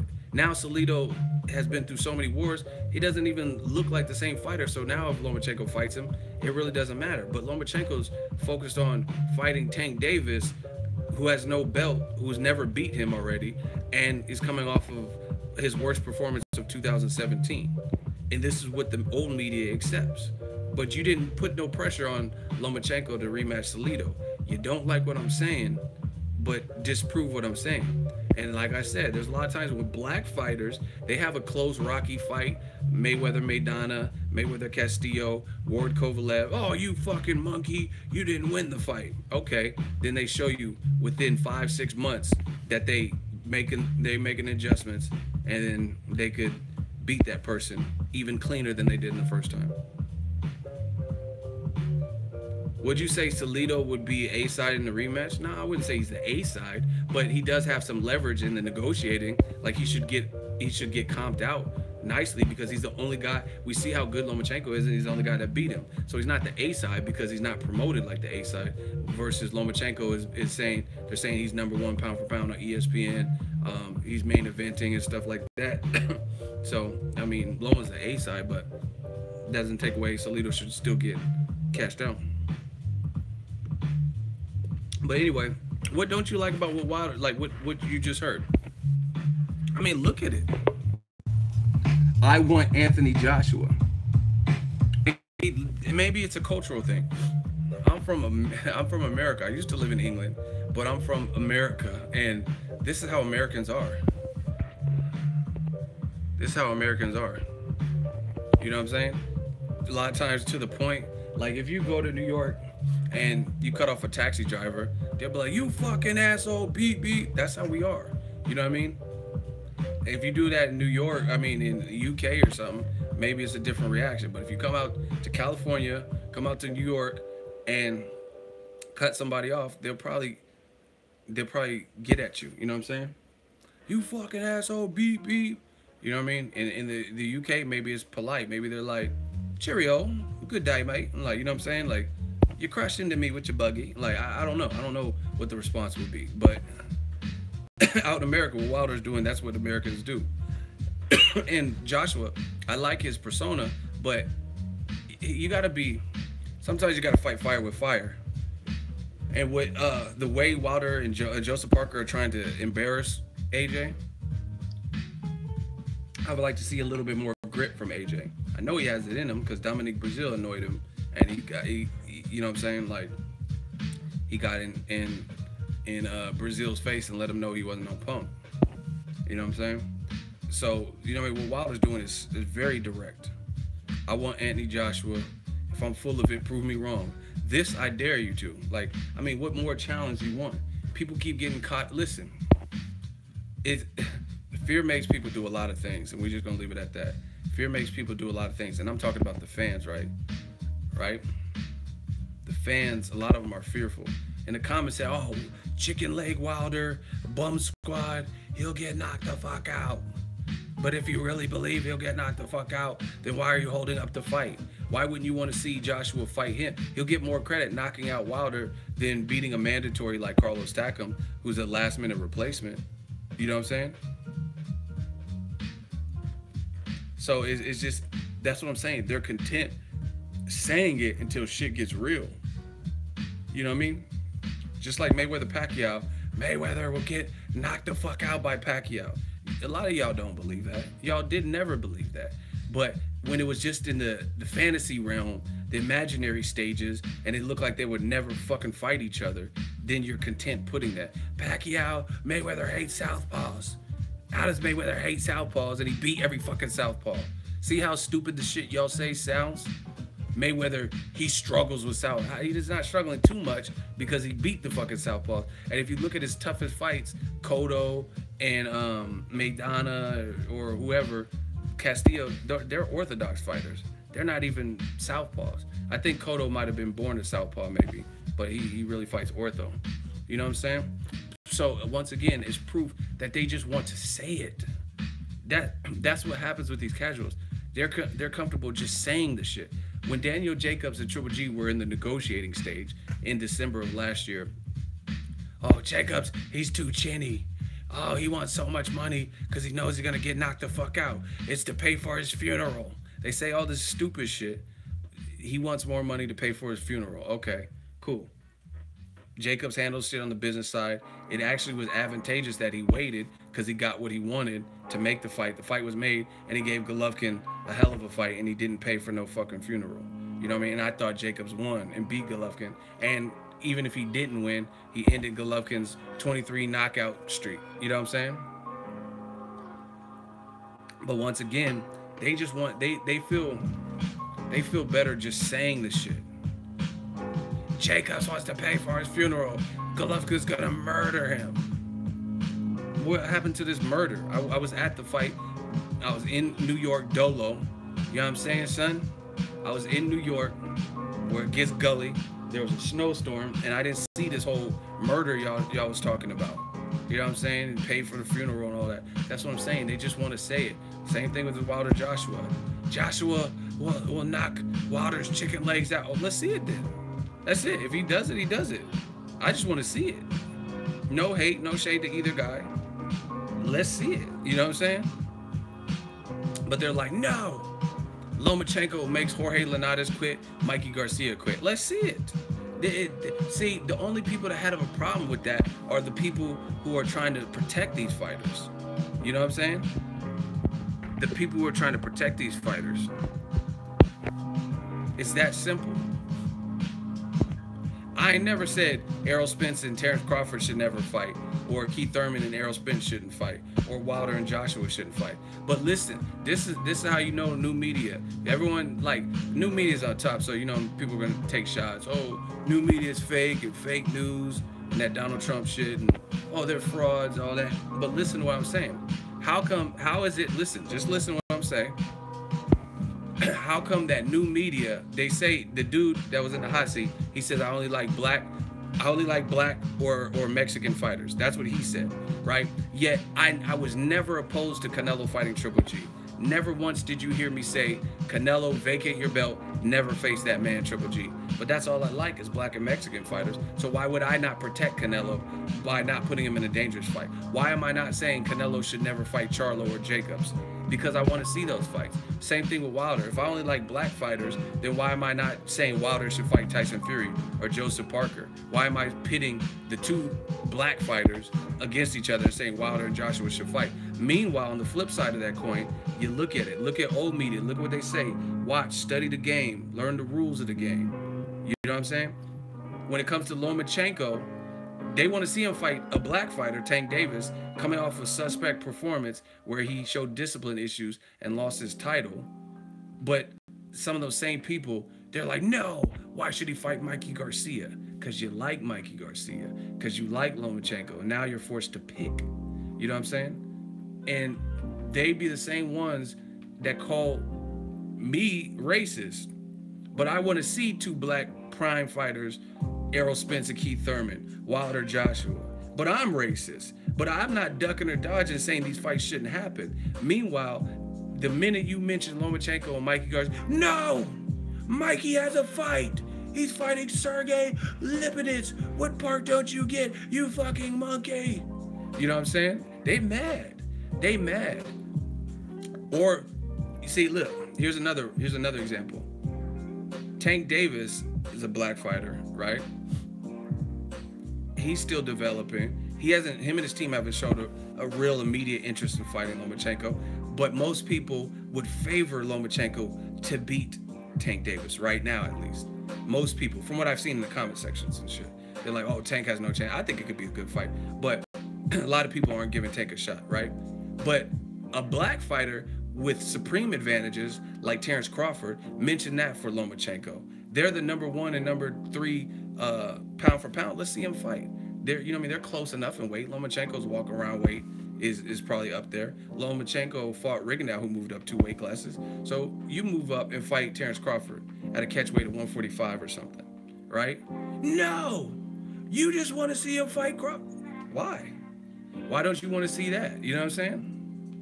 So it's good when Rigondeaux moves up, or Miguel Mariaga moving up after he just lost 4 months ago, and he moving up a weight category. But but for Lomachenko to risk anything, it's just unheard of. But he's being considered TBE in 11 fights with a loss. It's bullshit. Floyd Mayweather got 50 fights, a shit ton more history than Lomachenko, and some people doubt his TBE status. Meanwhile, a guy who comes in the gate in 2013, has a loss, and has been fighting a couple of years, and all of a sudden, he's TBE. Fuck out of here, man. And people don't like it, but like I said, they can hit the dislike. I don't give a fuck about that type of stuff. You can hit the dislike button all day. Go to hell. It don't stop this money. But you know, I'm just gonna show y'all, man. Shout out to Fight Hub TV. They have an interview. I don't know why they just uploaded it now. Maybe they just got the footage, but I'm gonna show y'all new media. I'm telling you, new media is fucking these boys up, yo. Fucking these boys up, because it is no longer fashionable to just speak that bullshit. You fans, despite what y'all say, despite likes and dislikes and all that shit, the hot seat, all that stuff, it's no longer fashionable to just speak and not be able to prove what you're saying. And I'm gonna give you proof, because I've seen it more and more, and I've seen an evolution. I've studied the game. When I first came in the game, if you said certain things about certain fighters, it was definitely unfashionable, right? When I talked about Ward, like back in the days when Ward was at 68 still, about fighting Triple G, you know what I'm saying? People were like, fuck you, Ward's inactive, Ward's a bit, you know what I'm saying? Now the tables are turned. Now people, we've outnumbered the system, the old media. I told you, all that bullshit y'all was used to listening to, we was gonna come overthrow your existing government, all that bullshit, Nas and all that other bullshit y'all was listening to, and Death Row East was coming. I told you, we the mob, money on top of boxing. Now it's not fashionable to do that, and you're gonna see this more and more. You're gonna see this trend. You know what I'm saying? They say I'm racist, but I wanna see 2 premier top tier black fighters. Listen to the game, study the rules. Listen. if I only like black fighters and I was really basing it from race like these motherfuckers do, then why wouldn't I want to see Anthony Joshua versus Tyson Fury? I've told you guys time and time again, Tyson Fury's been out of the ring for 2 years. Climb back up the ladder, get you some tune-up fights. If I was the black supremacist and I only like black fighters and all this bullshit, wouldn't I want the guy who's been mad active, who has 19 wins, 19 knockouts? Wouldn't I want to see him fight Tyson Fury at a fucking disadvantage when Tyson Fury was coked out and he coming off of gaining a ton of weight and coming off of a 2-year layoff? Why wouldn't I want him to fight him? Why wouldn't I want to see that? You know what I'm saying? So that's how you can always tell old media, new media. They're going to try to finagle you and bamboozle you. But if I really cared about race like that, then I would want to see Anthony Joshua, like Lomachenko, have every fucking advantage, right? Every advantage with his opponent selection. And I would push for the Tyson Fury fight, even though Tyson Fury is 25 stone, ain't fought since 2015 November. And I would push for that fight. You know why? Because Joshua has the best chance of beating that version of Tyson Fury than if Tyson Fury gets his shit together. But I'm not pushing for that fight. I tell you that fight, I don't want to see it right now. I want to see Wilder versus Joshua, 2 knockout artists. So why would I pit the 2 black fighters, since I only like black fighters? Why would I say they need to fight each other? You know what I'm saying? You guys are getting fucked up, but let me just give you more proof of the game. Like I said, listen to what people say, study the rules of the game. Fight Hub interview with Bob Arum. Bob Arum said Sugar Ray Leonard, Marvin Hagler, Mayweather, Ali, none of them compared to Lomachenko. What? 42 likes, 101 dislikes. New media. Look at it. 42 likes, 101 dislikes.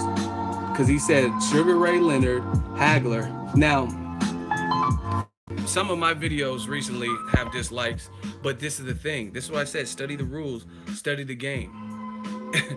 I guarantee you, if you peruse through the comments, if it says 42 likes and 101 dislikes, you're not going to find 101 solid arguments countering what I said or people showing how I'm wrong. But I guarantee, I ain't even been to this video. I just seen it on my home feed. But I guarantee you, you're going to find, look, old age is clearly kicking in. Look, crybaby fans incoming. Of course, you don't want to hear that. Die already, bitch. You know what I'm saying? He's on crack. Look, he is correct. They don't compare to Loma. They are all Hall of Fame, all-time greats, but Loma is not. I'm telling you. I don't know who to take serious, Bob Arum or Donald Trump. Look, Loma's trash. This old man lost his mind. New media is killing you motherfuckers. Look, where does Salido rank then? See, you don't come to my videos and see this. When I got 101 dislikes or some crazy dislike ratio, you simply do not see this. Where everyone's like going, like proving me wrong. And look, Black Pals won't tell the truth, but Loma's TBE. 406 and 2 in total. Hagler and Leonard were fighting the Mesozoic era. He can't even spell. Bashing the Mexican bums, blah, blah, blah. For the first. Tell him I'm looking for him. Tell him to jump in the hot seat with that. If Loma's TBE, fucking coffin dodger. You know what I'm saying? So, I proved my point, man. New media is killing you motherfuckers. Nobody believes the bullshit that just gets spewed. Like, listen. How is Lomachenko better than Sugar Ray Leonard, Marvin Hagler, Ali, and Floyd Mayweather in 11 fights? Honestly. I'm just saying, honestly. We could do some hot seats right now. Since you motherfuckers be cowards and ducking. All right. ATL fight fan. You don't sound like a fight fan to me. You in the hot seat. That's his job, though, Ego. He's supposed to say BS like that. Now you're in the hot seat because you're lying. It's not your job to deceive the public and lie arbitrarily to pump up your fighter. Listen, you're in the hot seat. How is it his job to lie and discredit legends to build up his fighter? You're not supposed to say. You see, you're full of shit. You don't have to set unrealistic expectations. Say Loma's the man right now. He's a damn good fighter. No one beats him at 130. I don't give a fuck if you say something like that. That's cool, and I would agree with that. You know what I'm saying? I still got to see it, but until otherwise proven, Loma's the best at 130. You know what I mean? So how is it his job to? Okay, I'm about to catch a body, y'all. He's Loma's promoter, and he knows he says BS like that, he will get more people to tune into him. That's not the. So this is what you are part of the problem, and you need to change your name. It's ATL Fight Fan, and you don't sound like a true fight fan. It's not up to a promoter. That's great, but you don't have to do all that. If you listen, this is what's wrong. You're part of the problem. This is the old media problem. If Lomachenko is in fact the best thing we've ever seen, time will tell. You don't even have to do all of that. You know what I'm saying? Nobody was, when Muhammad Ali was coming up, nobody was like, man, you'll never meet another guy who impacts the races and is this iconic. He just did his thing and became iconic. You don't have to oversell the product. You know what I'm saying? It's just like someone said something about a car salesman. That's the same thing. If you have a dope ass car and it's in the price range of what someone's saying, and you can test drive it and you get to see, like, damn, you're like, wow, this is a dope car. This new Infiniti is raw. It's a smooth drive. It has all the, you know what I mean, all the functionality I'm looking for, sunroof, blah blah blah. You don't have to do that. So you're lying. You don't have to disrespect people whose careers are over, and some of them are dead, like Muhammad Ali. Some of these motherfuckers can't talk and have no pension and no money to sell your fighter. Now he's copping a plea. I agree with you, Ego. It's total bullshit. Loma is nowhere near those greats. It's a new day and age where controversy sells, and if Bob says that people will tune in to see, that's what the hype is about. But that's bullshit, because you're setting your fighter up for failure. Don't tell me someone's better than Floyd and he got a loss. You know what I'm saying? It's just, it doesn't sound stupid. So let's vote. I know I body this man. Should I give him a timeout or a mercy? Or a mercy or just a regular block? Because what you say sounds stupid. You're encouraging him to say, right? See, that's what I'm saying. That's like, you're one of the people like, oh, all publicity is good publicity. You know what I mean? That's not true. If, like I said, if Lomachenko, all right, he's in timeout, yo. But don't co-sign that type of shit unless you believe it. Otherwise, there will be people getting blocked. You know what I mean? Because I'm not gonna just keep sparing people off the hot seat. All right, we gave him mercy, so he's done. You guys can stop voting. But that's what's wrong with boxing. Oh, he's a promoter. It's his job. Yeah, it's his job to sell his. Okay, so let's say I'm Tom Cruise's acting agent, and I'm trying to land him roles. And I'm like, oh, he shits on Brad Pitt, Denzel Washington, Jack Nicholson, Humphrey Bogart. Why would I have to do that? If Tom Cruise can act, he can act. I don't have to start bringing up Humphrey Bogart and saying he's way better than this person or that person. You know what I mean? Let him get the casting call, let him apply for the role and do his audition, and then they'll be able to judge what type of acting chops he has. So that, I don't agree with that. You're talking about, oh, it's his job. It's his job to promote, but within realistic, you know what I'm saying? All right, Lazy Bone, see, I gotta bake another one. That's Aram's personal opinion. I don't believe it's his personal opinion. You know what I'm saying? And you just make it, this is the type of bullshit the old media does. Oh, everyone's entitled to their opinion. So I could just say, murderers should roam freely and all be released from prison. Hey, it's my opinion. You know what I mean? Yeah, it's opinion, but it could be a fucked up one. You know what I'm saying? So I think all murderers, they should open all the prison doors and let the murderers out into various cities wherever they migrate to. Hey, it's my opinion. That's what I feel. So if you got kids, you better make sure they come home on time. You know what I mean? Like, this is stupid. Anyone can, yeah, everyone has an opinion, but at the end of the day, what is your opinion based off of? And it's really disrespectful that Bob Arum worked with Muhammad Ali and he's saying this about a deceased man. And again, why do you have to compare Lomachenko to historic greats? If he's that good, time is going to show that. But it's like they know the time is clicking, so they're trying to get people to just hurry up and join the gravy train. You know what I'm saying?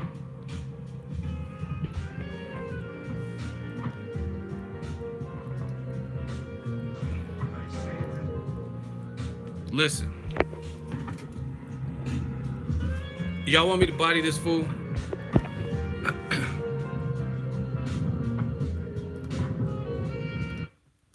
Y'all want me to body this man in the hot seat? Yo, can we get close to 200 likes? I'm summoning the hot seat gods. Hold on. Nashirumba. I'm about to body this man. All y'all have to do is say zip him.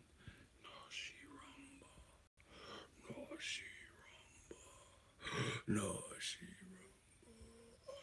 Give me the power. I beg of you. Okay, I'm about to zip this man. Can we get to 200 likes? Give me the power. Oh, shit. What? Somebody remember his name. I'm about to body this man real good. What is his name so I know who I'm zipping up? Zip him up. Zip him up. Zip him up. What is his name, people? I need to know who I'm bodying. I need to know. His name is Lazy Bone. Thank you. So that opinion. Well, let's listen to more Bob Arum opinions. And I say this today to you, and I really believe it, and it's true, that since Ali, there hasn't been a better fighter, better boxer than this kid, Pretty Boy Floyd Mayweather. This young man had this what? Pretty Boy Floyd Mayweather. What? Pretty Boy fighter, better boxer, a better fighter.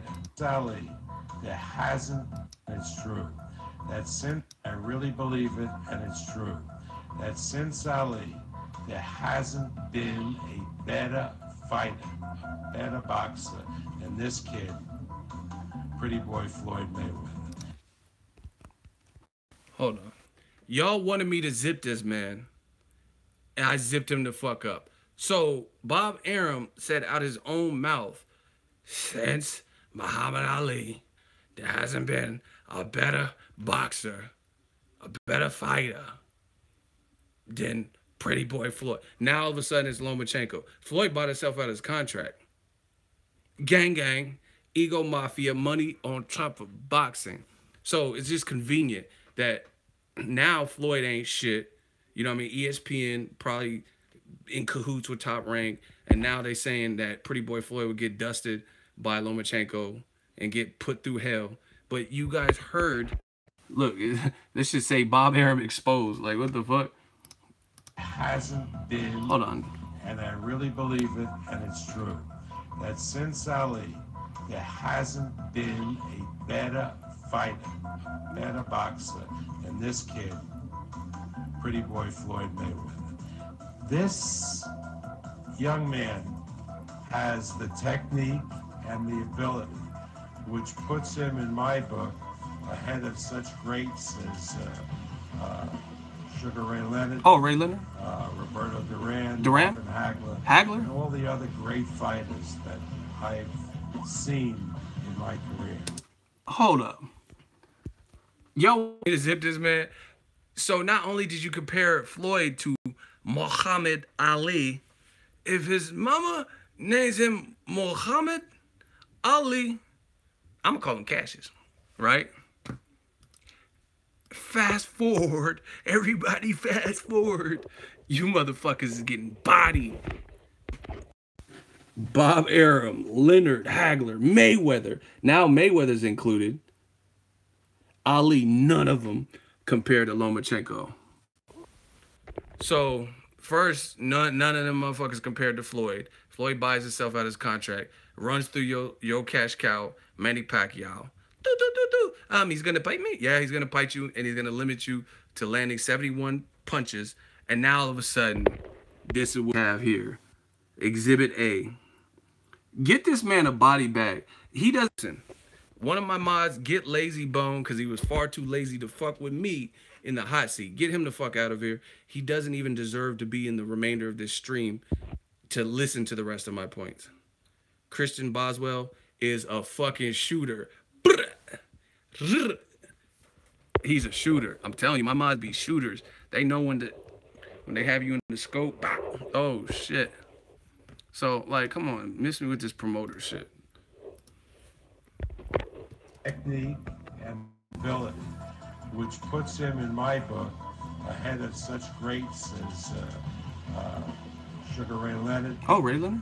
Roberto Duran, Marvin Hagler, okay, and all the other great fighters that I've seen in my career.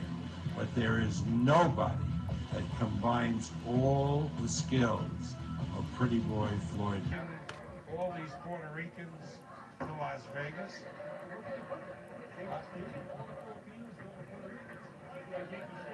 Well, the Filipinos don't, you don't see many Filipinos except in a couple of hospitals.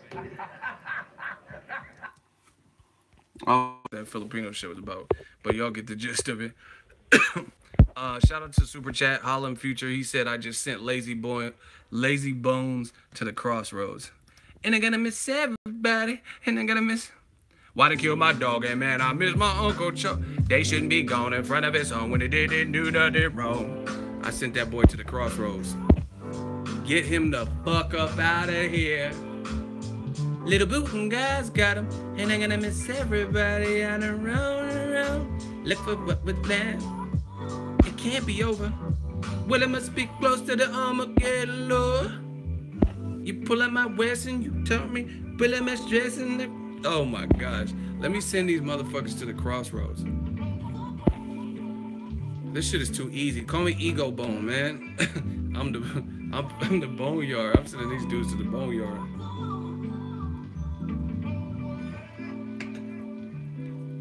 Little Ripster. That's my new name too. Little Ripster. Demetrius Harris, $2. Take this ego, use this to buy ammunition. Yeah, let me refill on these boys. So anyway, it's mighty funny that Bob Arum years ago said Floyd is the best since Ali.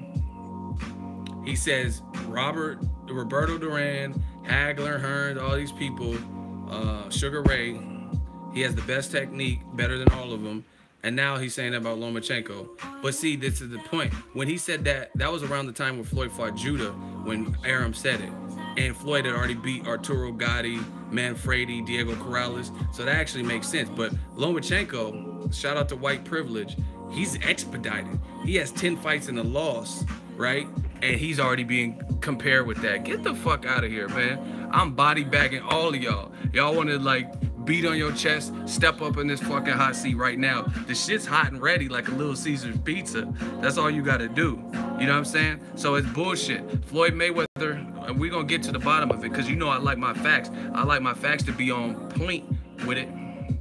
So he did that at the time he fought Zab Judah, right?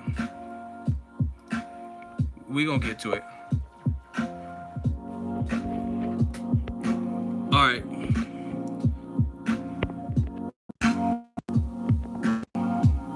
When Zab fought Floyd, he was 35 and fucking 0.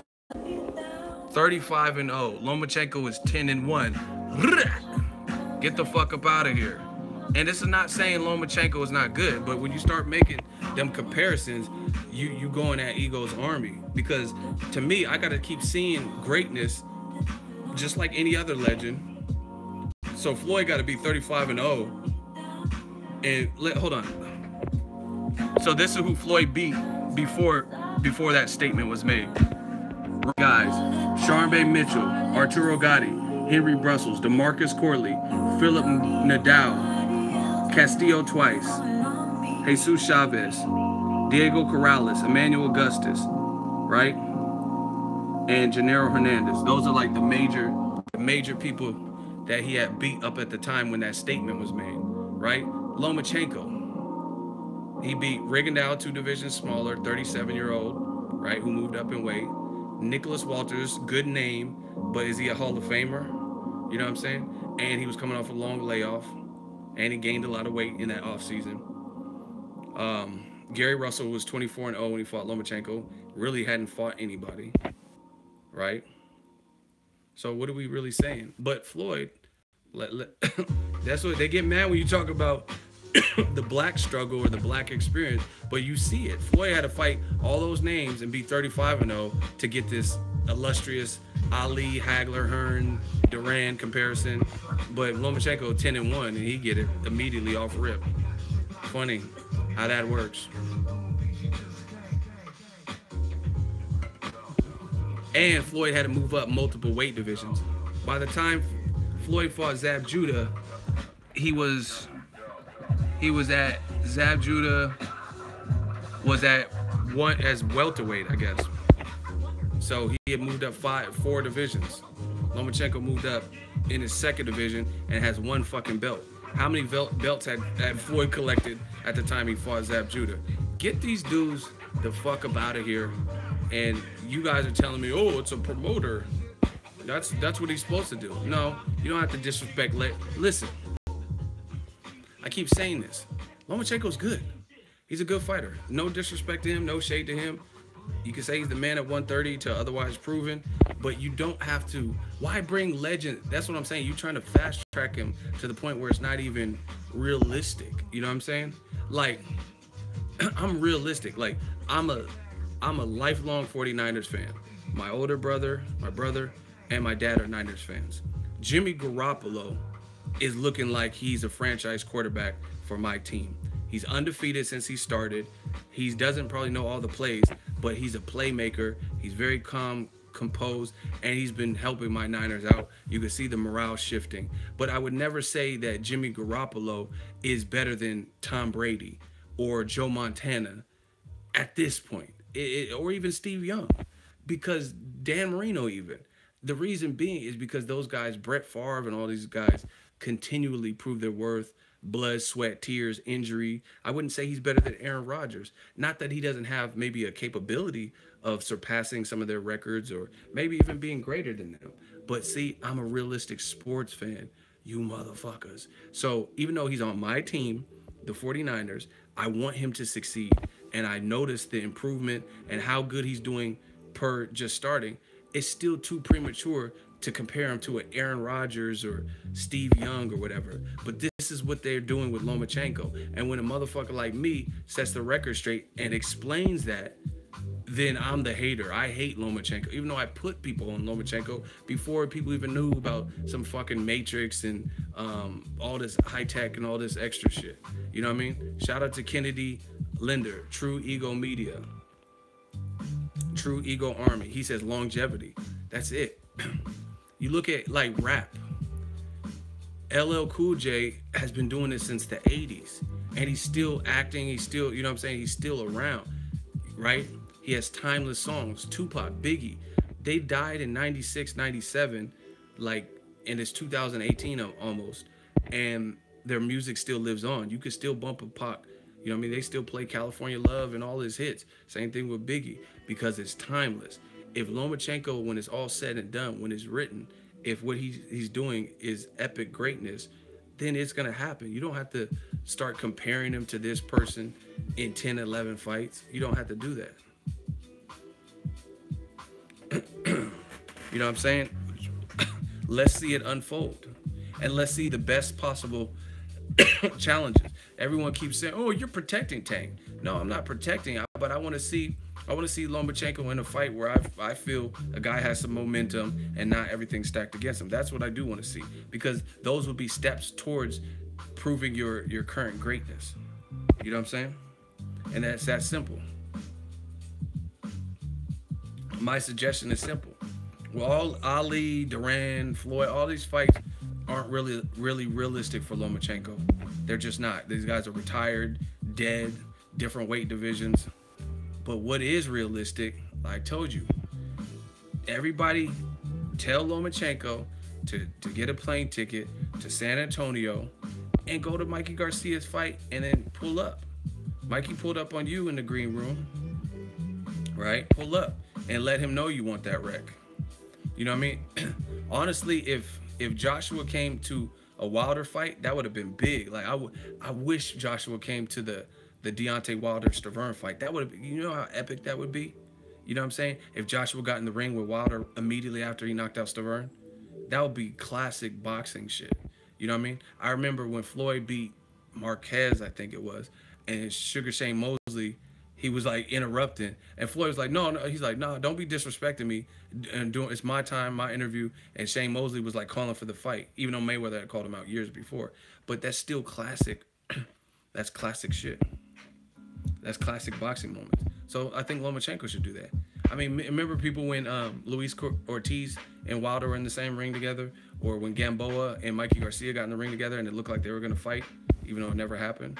That's classic. Lomachenko should do the same thing. You know what I mean?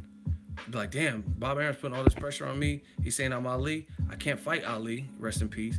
I can't fight Floyd, he's retired. Can't fight Duran, he's retired, right? But I can knock off Mikey Garcia. That's who they're praising right now. He's undefeated. So let's see that happen. Period. Triple G hopped his ass in the ring with Canelo. Very good point. I respect that. Hey, knocked out Khan, did what he had to do, and I want next. You know what I'm saying?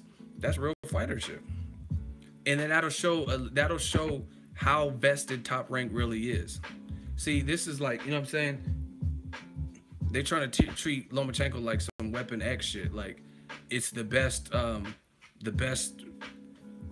weapon, and you know what I mean, Weapon X, right? But we can't show you. It's top secret.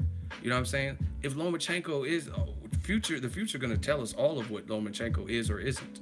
You know what I'm saying? And how good and how far and how long. You know what I'm saying? An OG told me, he said, it's not if you can do good, it's how long can you do good. And that really resonates with me. You know what I'm saying? Like for me, on YouTube, I've been doing this YouTube shit for probably 4 years. You know what I mean? When I first started, it was really just a hobby. I didn't expect it to blow up. You know what I'm saying? But you know how many channels I've seen on YouTube come and go? Even channels that were here 8 months ago, some of them don't even make videos anymore. Or if they do, it's like probably weeks in between, or months, or 6 months, or whatever has been in between. I've seen people come and go in this game, but guess what? There's been a few people in the boxing circuit who have been consistent for the last few years, and they're still here. Like Pac said, because I came from the gutter and I'm still here. I'm still here. So that's what we want to see with Lomachenko. You're hot right now. You're the man right now. You whipping ass, making everyone quit. But we want to see 2-3 years ago go by and you fight the fights that the fans want, and you still here. You still only got that one blemish. Boom. Who's Boxing Fanatic? He want that work? Hold on.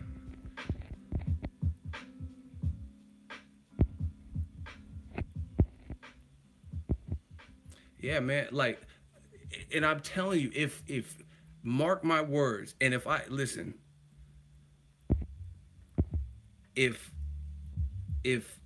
you guys listen to what I say, and I'm not a man of my word, I will do some kind of fucking raffle or something to you.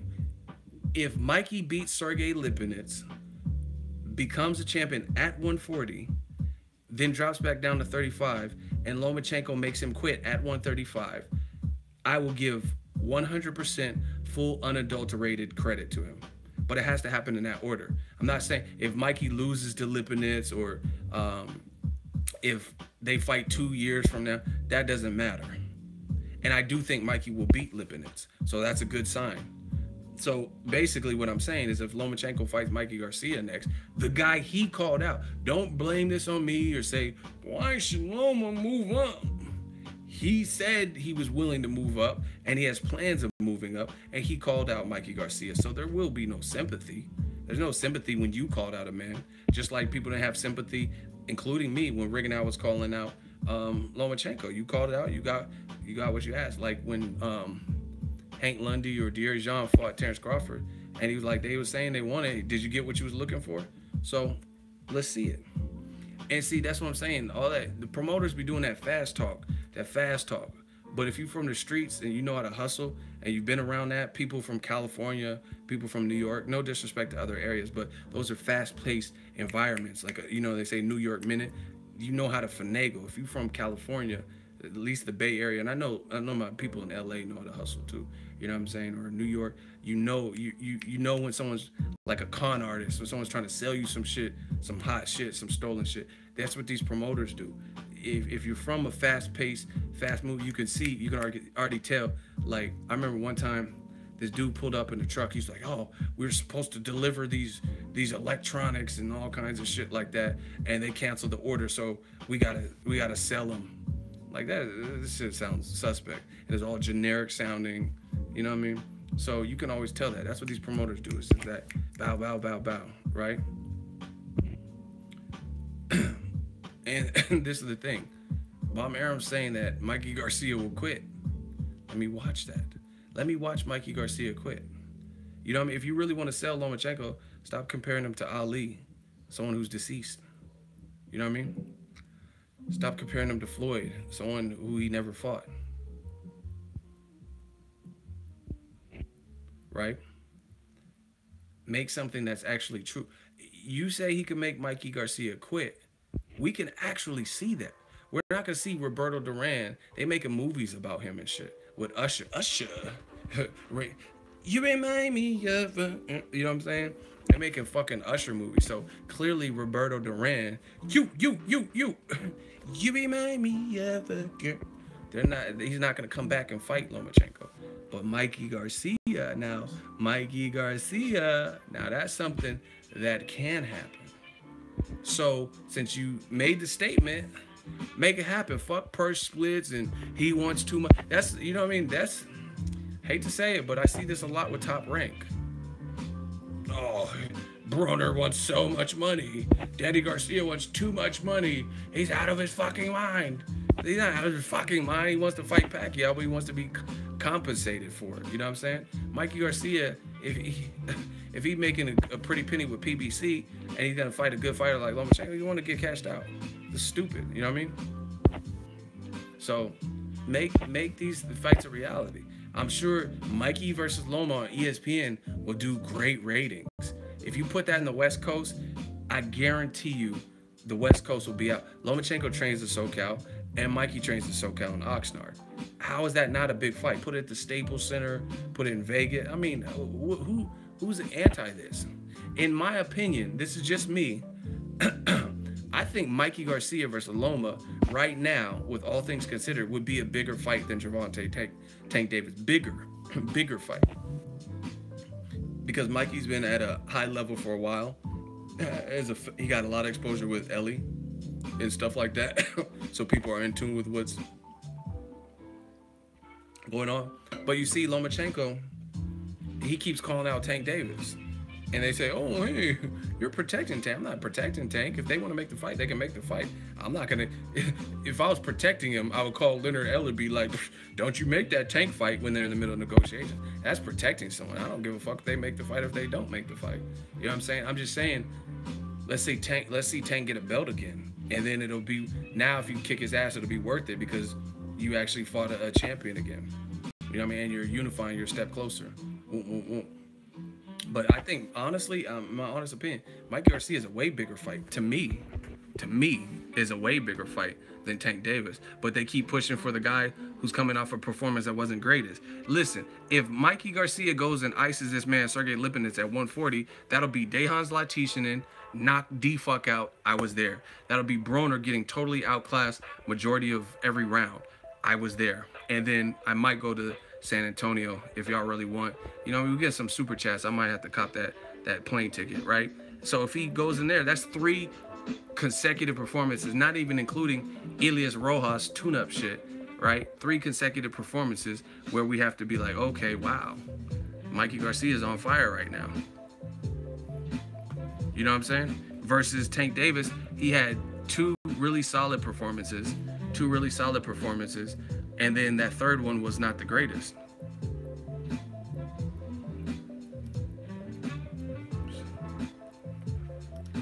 Do you guys understand these young boys can't beat me? Everybody, I want you to type, these young boys can't beat me. They can't stop new media. Ego's army's getting too big. These young boys can't beat me. All that old media bullshit, I'm coming. We coming. Look, and notice the stuff I say. I'm Mr. Bias or whatever the fuck you guys say, right? And look, this stuff can be corroborated. Lomachenko, on his verified account, he says, who do you fans want to see me fight? If not listed, reply with an opponent. 4% of the people voted said Berchelt. 46 said Mikey Garcia. 37 said Gervonta Davis. And 13 said Jorge Linares. And that's 43% of the votes. And conveniently, I mean, this is just my opinion. The reason this is high is because he's attached to Floyd Mayweather's name, and he has a bigger name. You know what I mean? So people are going with that. Plus, Lomachenko kept calling him out. So you know people are going to vote for it because he's posting stuff like that. He didn't really do all this with Mikey Garcia, and more people still voted for Mikey Garcia. You know what I mean? So I think Tank, because he was being called out by Lomachenko, a lot of people voted for him too. But it's still Mikey Garcia put that. Bob Arum tweeted what? What are you talking about?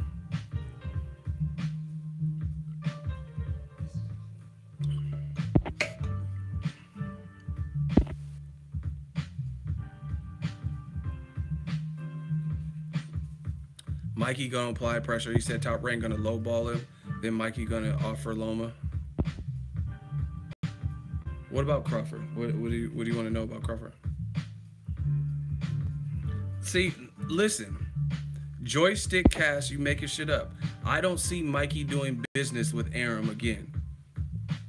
He just has interviews where he says, go to ES News. He has videos. He says, I don't think Bob Arum... He clearly says, I'll work with anybody if it makes business sense. So you're making up shit. He said he would make the fight, but he doesn't think Bob Arum would make the fight.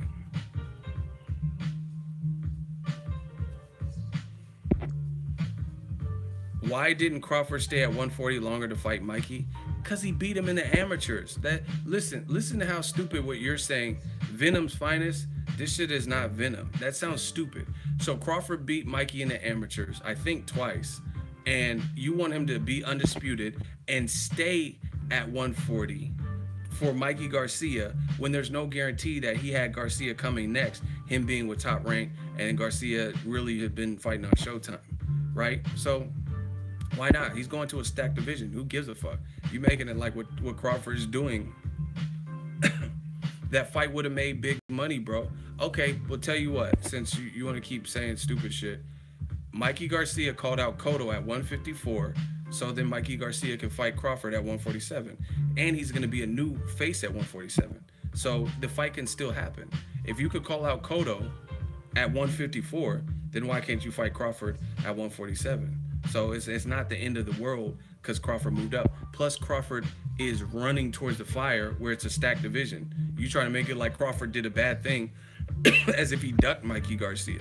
He beat him in the amateurs. Mikey Garcia has not even, he's a champion at 35. So I haven't heard anything where he's decided that absolutely I'm staying at 140. In addition, I think he even said he's going to lightweight after the Sergey Lipinets fight.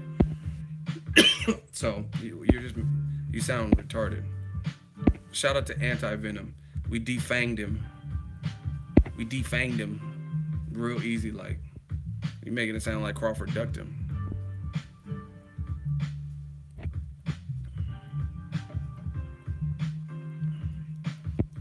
Listen, I'm not going to go back and forth. I'm just saying the timing was right.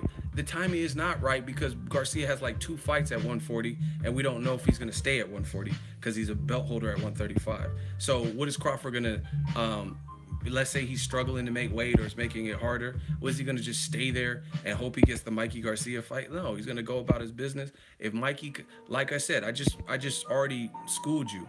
If Mikey could call out Miguel Cotto at 154, right? Cotto being a legend and a good fighter, He said, I'll go up to 54 to fight him. Why can't he go up to 47 to fight Terrence Crawford? Someone he already fought in the amateurs. Unless you're trying to bank on Cotto being old and low-hanging fruit. You know what I mean? So either way, the Crawford fight with Garcia can still happen. Anyway, let me go on. I'm sick of responding to that. It's a good fight. No one complaining over that. But you see, this is what they try to do. They're here to cause distraction. For the last 4 minutes or so, I'm up here talking about Mikey and Crawford because they don't want me to talk about Mikey and Loma, which is a lot more realistic.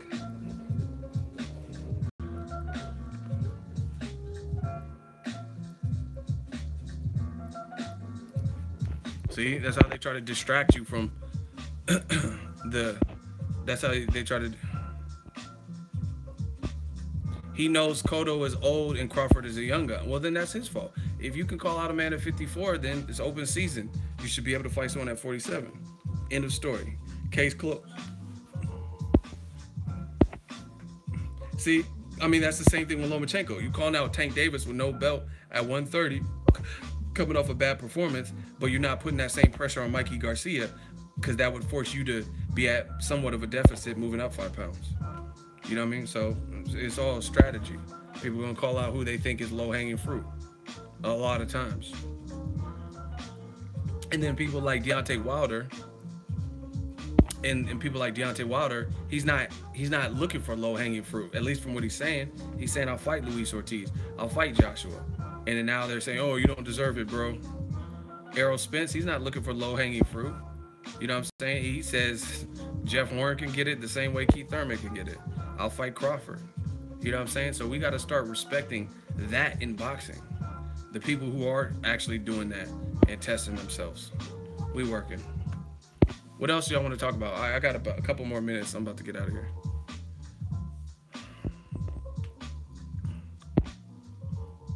And see, listen, you got to ask yourself, all the people who are pushing for Tank Davis fight, ask yourself this. Would you give Lomachenko more credit for daring to be great, fighting Mikey Garcia and beating him down and making him quit at 35, or Tank Davis at 30, coming off of a beltless performance where he lost his belt? You know what I'm saying? It's very clear. Loma versus Berchelt is solid too. But see, from what I see, Top Rank got to start paying these guys. They got to start paying these guys because, see, this is the thing. You say this is the problem is.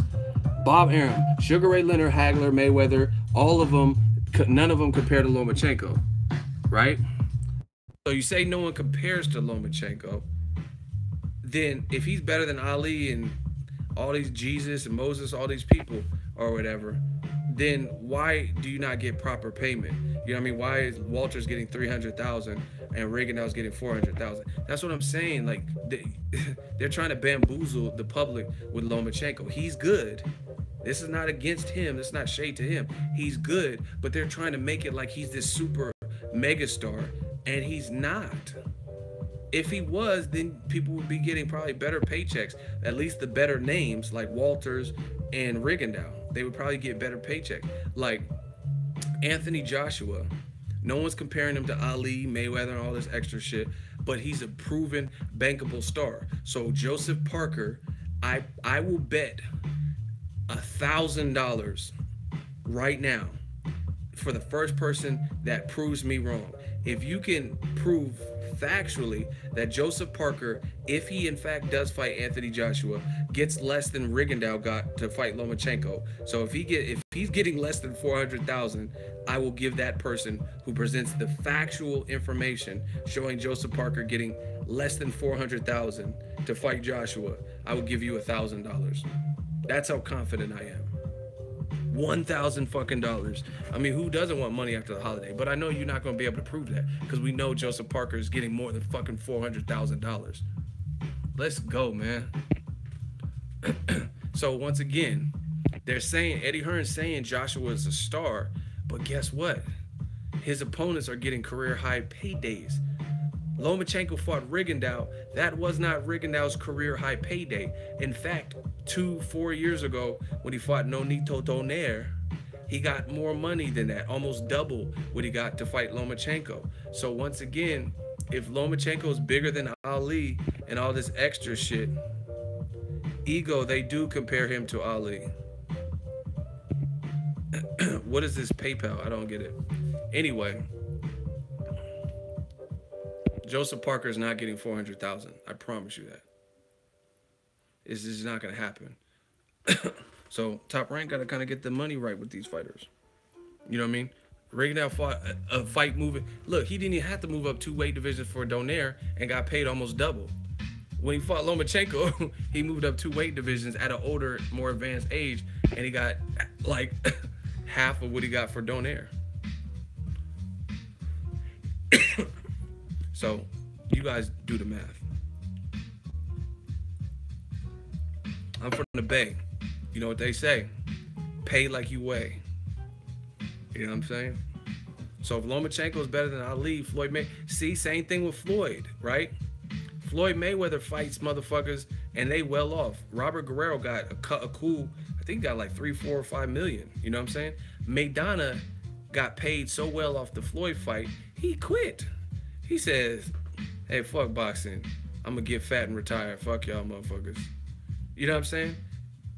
Like Walters, I don't think he quit from the sport. He'll probably be back.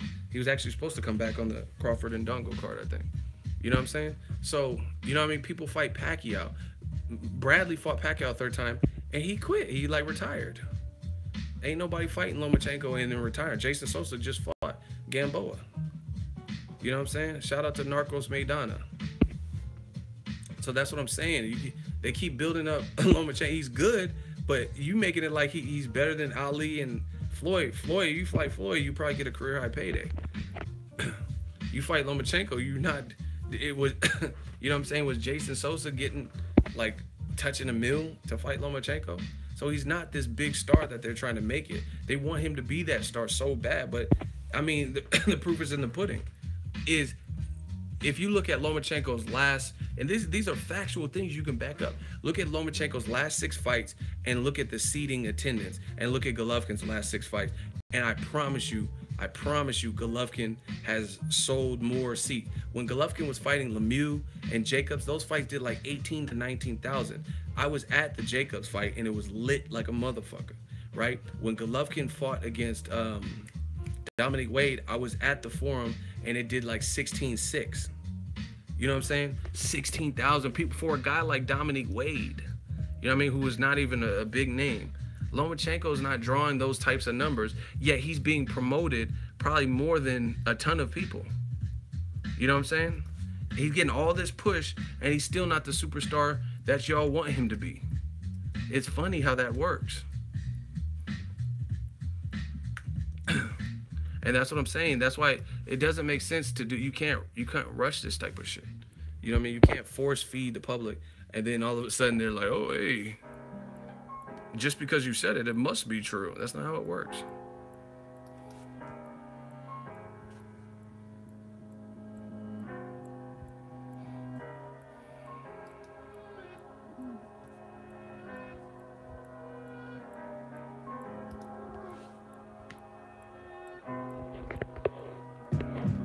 See, I was looking for it. See, I was at the Golovkin Wade fight. I know it did like 16,000 plus. You know what I'm saying? Lomachenko, and see another thing, another way I know what I'm saying is true, is they put Lomachenko versus Rigondeaux in the theater, the smaller room at Madison Square Garden. When Golovkin's fighting Lemieux and Danny Jacobs, that wasn't in no fucking theater. It was in it was expanded, and it was in the regular Madison Square Garden. I know, because I was there. Right? So if Lomachenko is this big star that they're making, then why is he in the theater? You know what I'm saying? He's not selling like that. Broner versus Omar Figueroa. I don't know. I think I'm gonna just retire from picking Broner fights, because in all actuality, he's fucking up my prediction streaks, because I really don't know. I don't know what Broner's gonna show up. Is it going to be the DeMarco Broner? Is it going to be Mikey Garcia, Sean Porter Broner, Maidana Broner? Actually, I can't even say the Maidana because he fought back. So I'm not I'm done picking Broner fights. I don't know. I don't know who the fuck Broner can or can't beat. So you guys might as well stop asking me that. Broner just dropped a mixtape. Go cop that. Shout out to Broner. Shout out to the Wanted mixtape. I don't know. I'm not doing no Broner predictions. But anyway, yeah, if Lomachenko fights certain fights, he'll get to where they want if he's that skilled. End of story. Yo, can we get to 200 likes? Y'all sleeping on the likes. If you're in this stream and you haven't hit the like button, you're doing a disservice to the rest of us. Because we've been going for a minute and the likes just completely stopped. People are commenting, but I seen the likes just stop. The likes sustain these live streams because I have to make sure it's worth it for the channel to be on so long. Robert Easter versus who?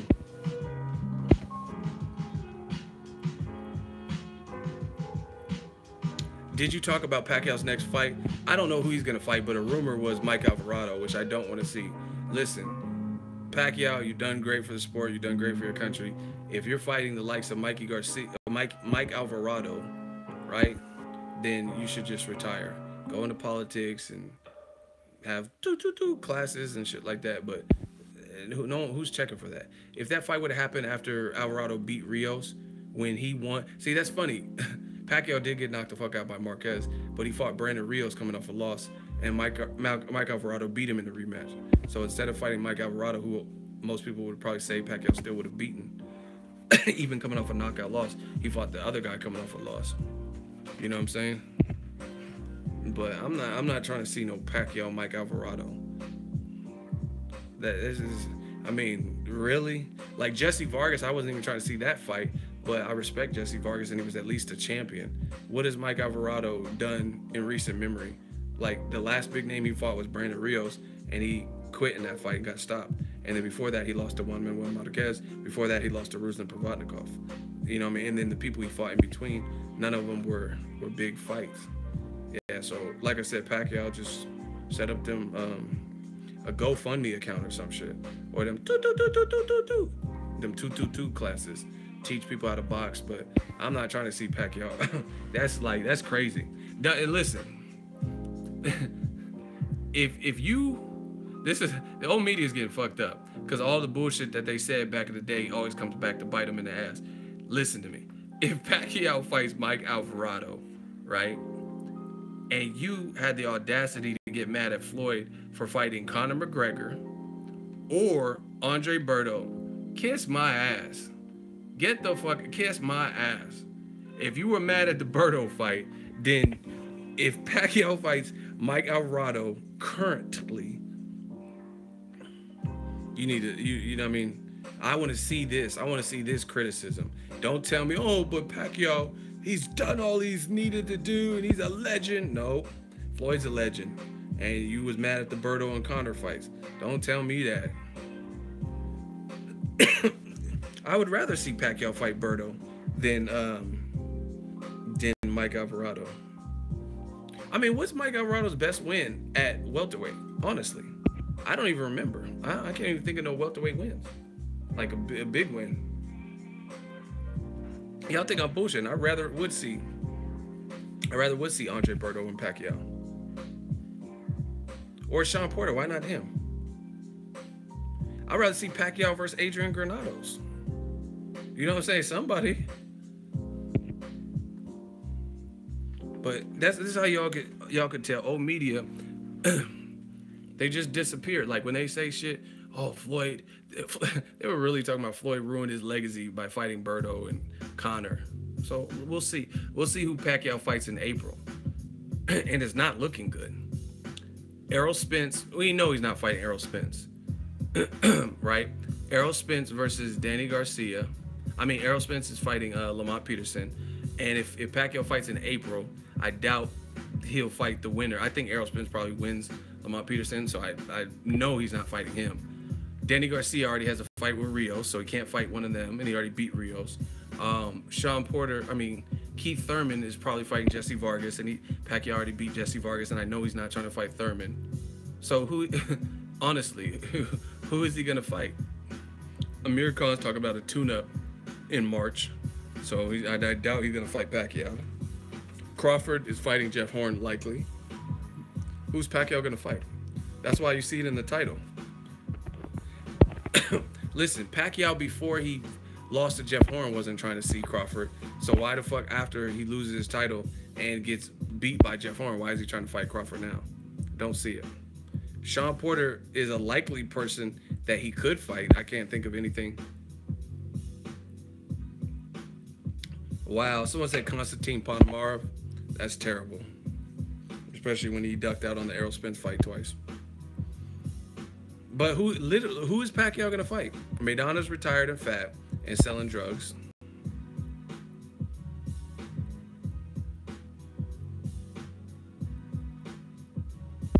Who is Pacquiao gonna fight? He fights Crawford and retire. Yeah, he's not gonna fight Crawford. Because why wouldn't he fight him after he beat Jesse Vargas when he was a champion? Khan says he wants a tune-up. Plus, see, this is what I'm talking about with Top Rank. Amir Khan was about it, said he wanted to fight Pacquiao. He was clearly looking for a big fight, and then somehow it broke up. Sean Porter's hand isn't broken, it's fractured, which is technically, I guess you want to say, a break. But that was in November, so he'd probably be good by April. I don't know. I'm not a doctor.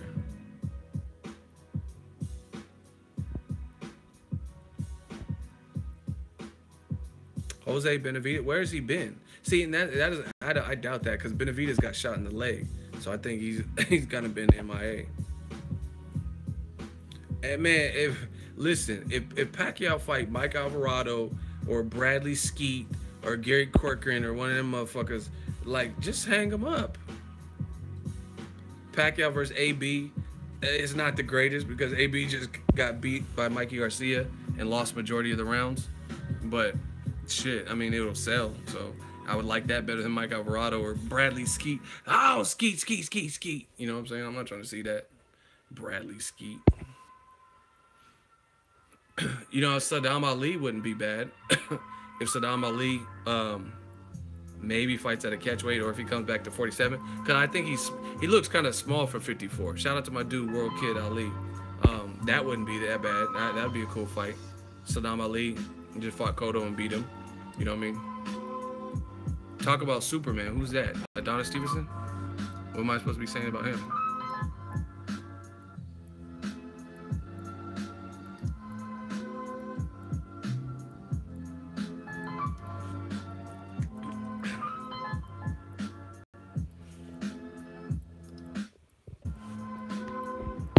Adonis might fight Badu Jack.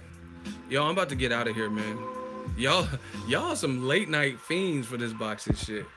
Y'all up late. I'm about to unwind. Shout out to all the engagement, man. The super chats.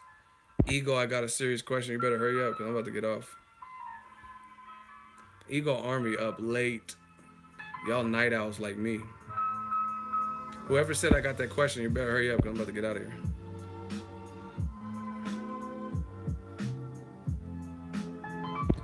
New media or no media, man. Ego Army, salute.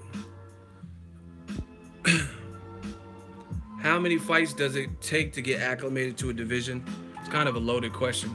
There's no one rule.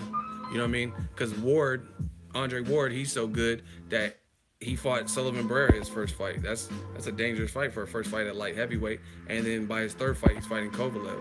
So, you know what I mean? It really depends on the individual.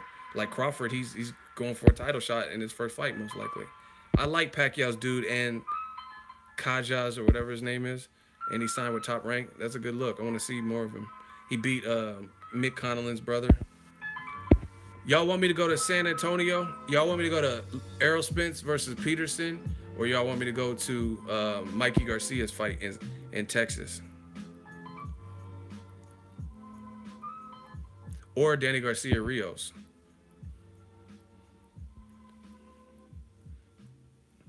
Damn, y'all saying both. Y'all like when I spend my money. Both, motherfucker. Go to all of them. Yeah, but the Brandon Rios Garcia is easy to get to. Like, easy, because it's Vegas. And I'm in California, so that shit's cool. All right, I'm about to get out of here. Shout out to the squad up, man. Eagle Army, we the movement. They, like I said, they can dislike, but they can't disprove. I'm gonna dislike it. I'm gonna hit ego with the dislikes. Shit, the paycheck's still coming in. The Eagle Army still continues to grow, and you still ain't doing shit. Shout out to my moderators for holding it down. Shout out to just everybody around the world, boxing fans. We gonna get this shit 2018. Let's make this a great one.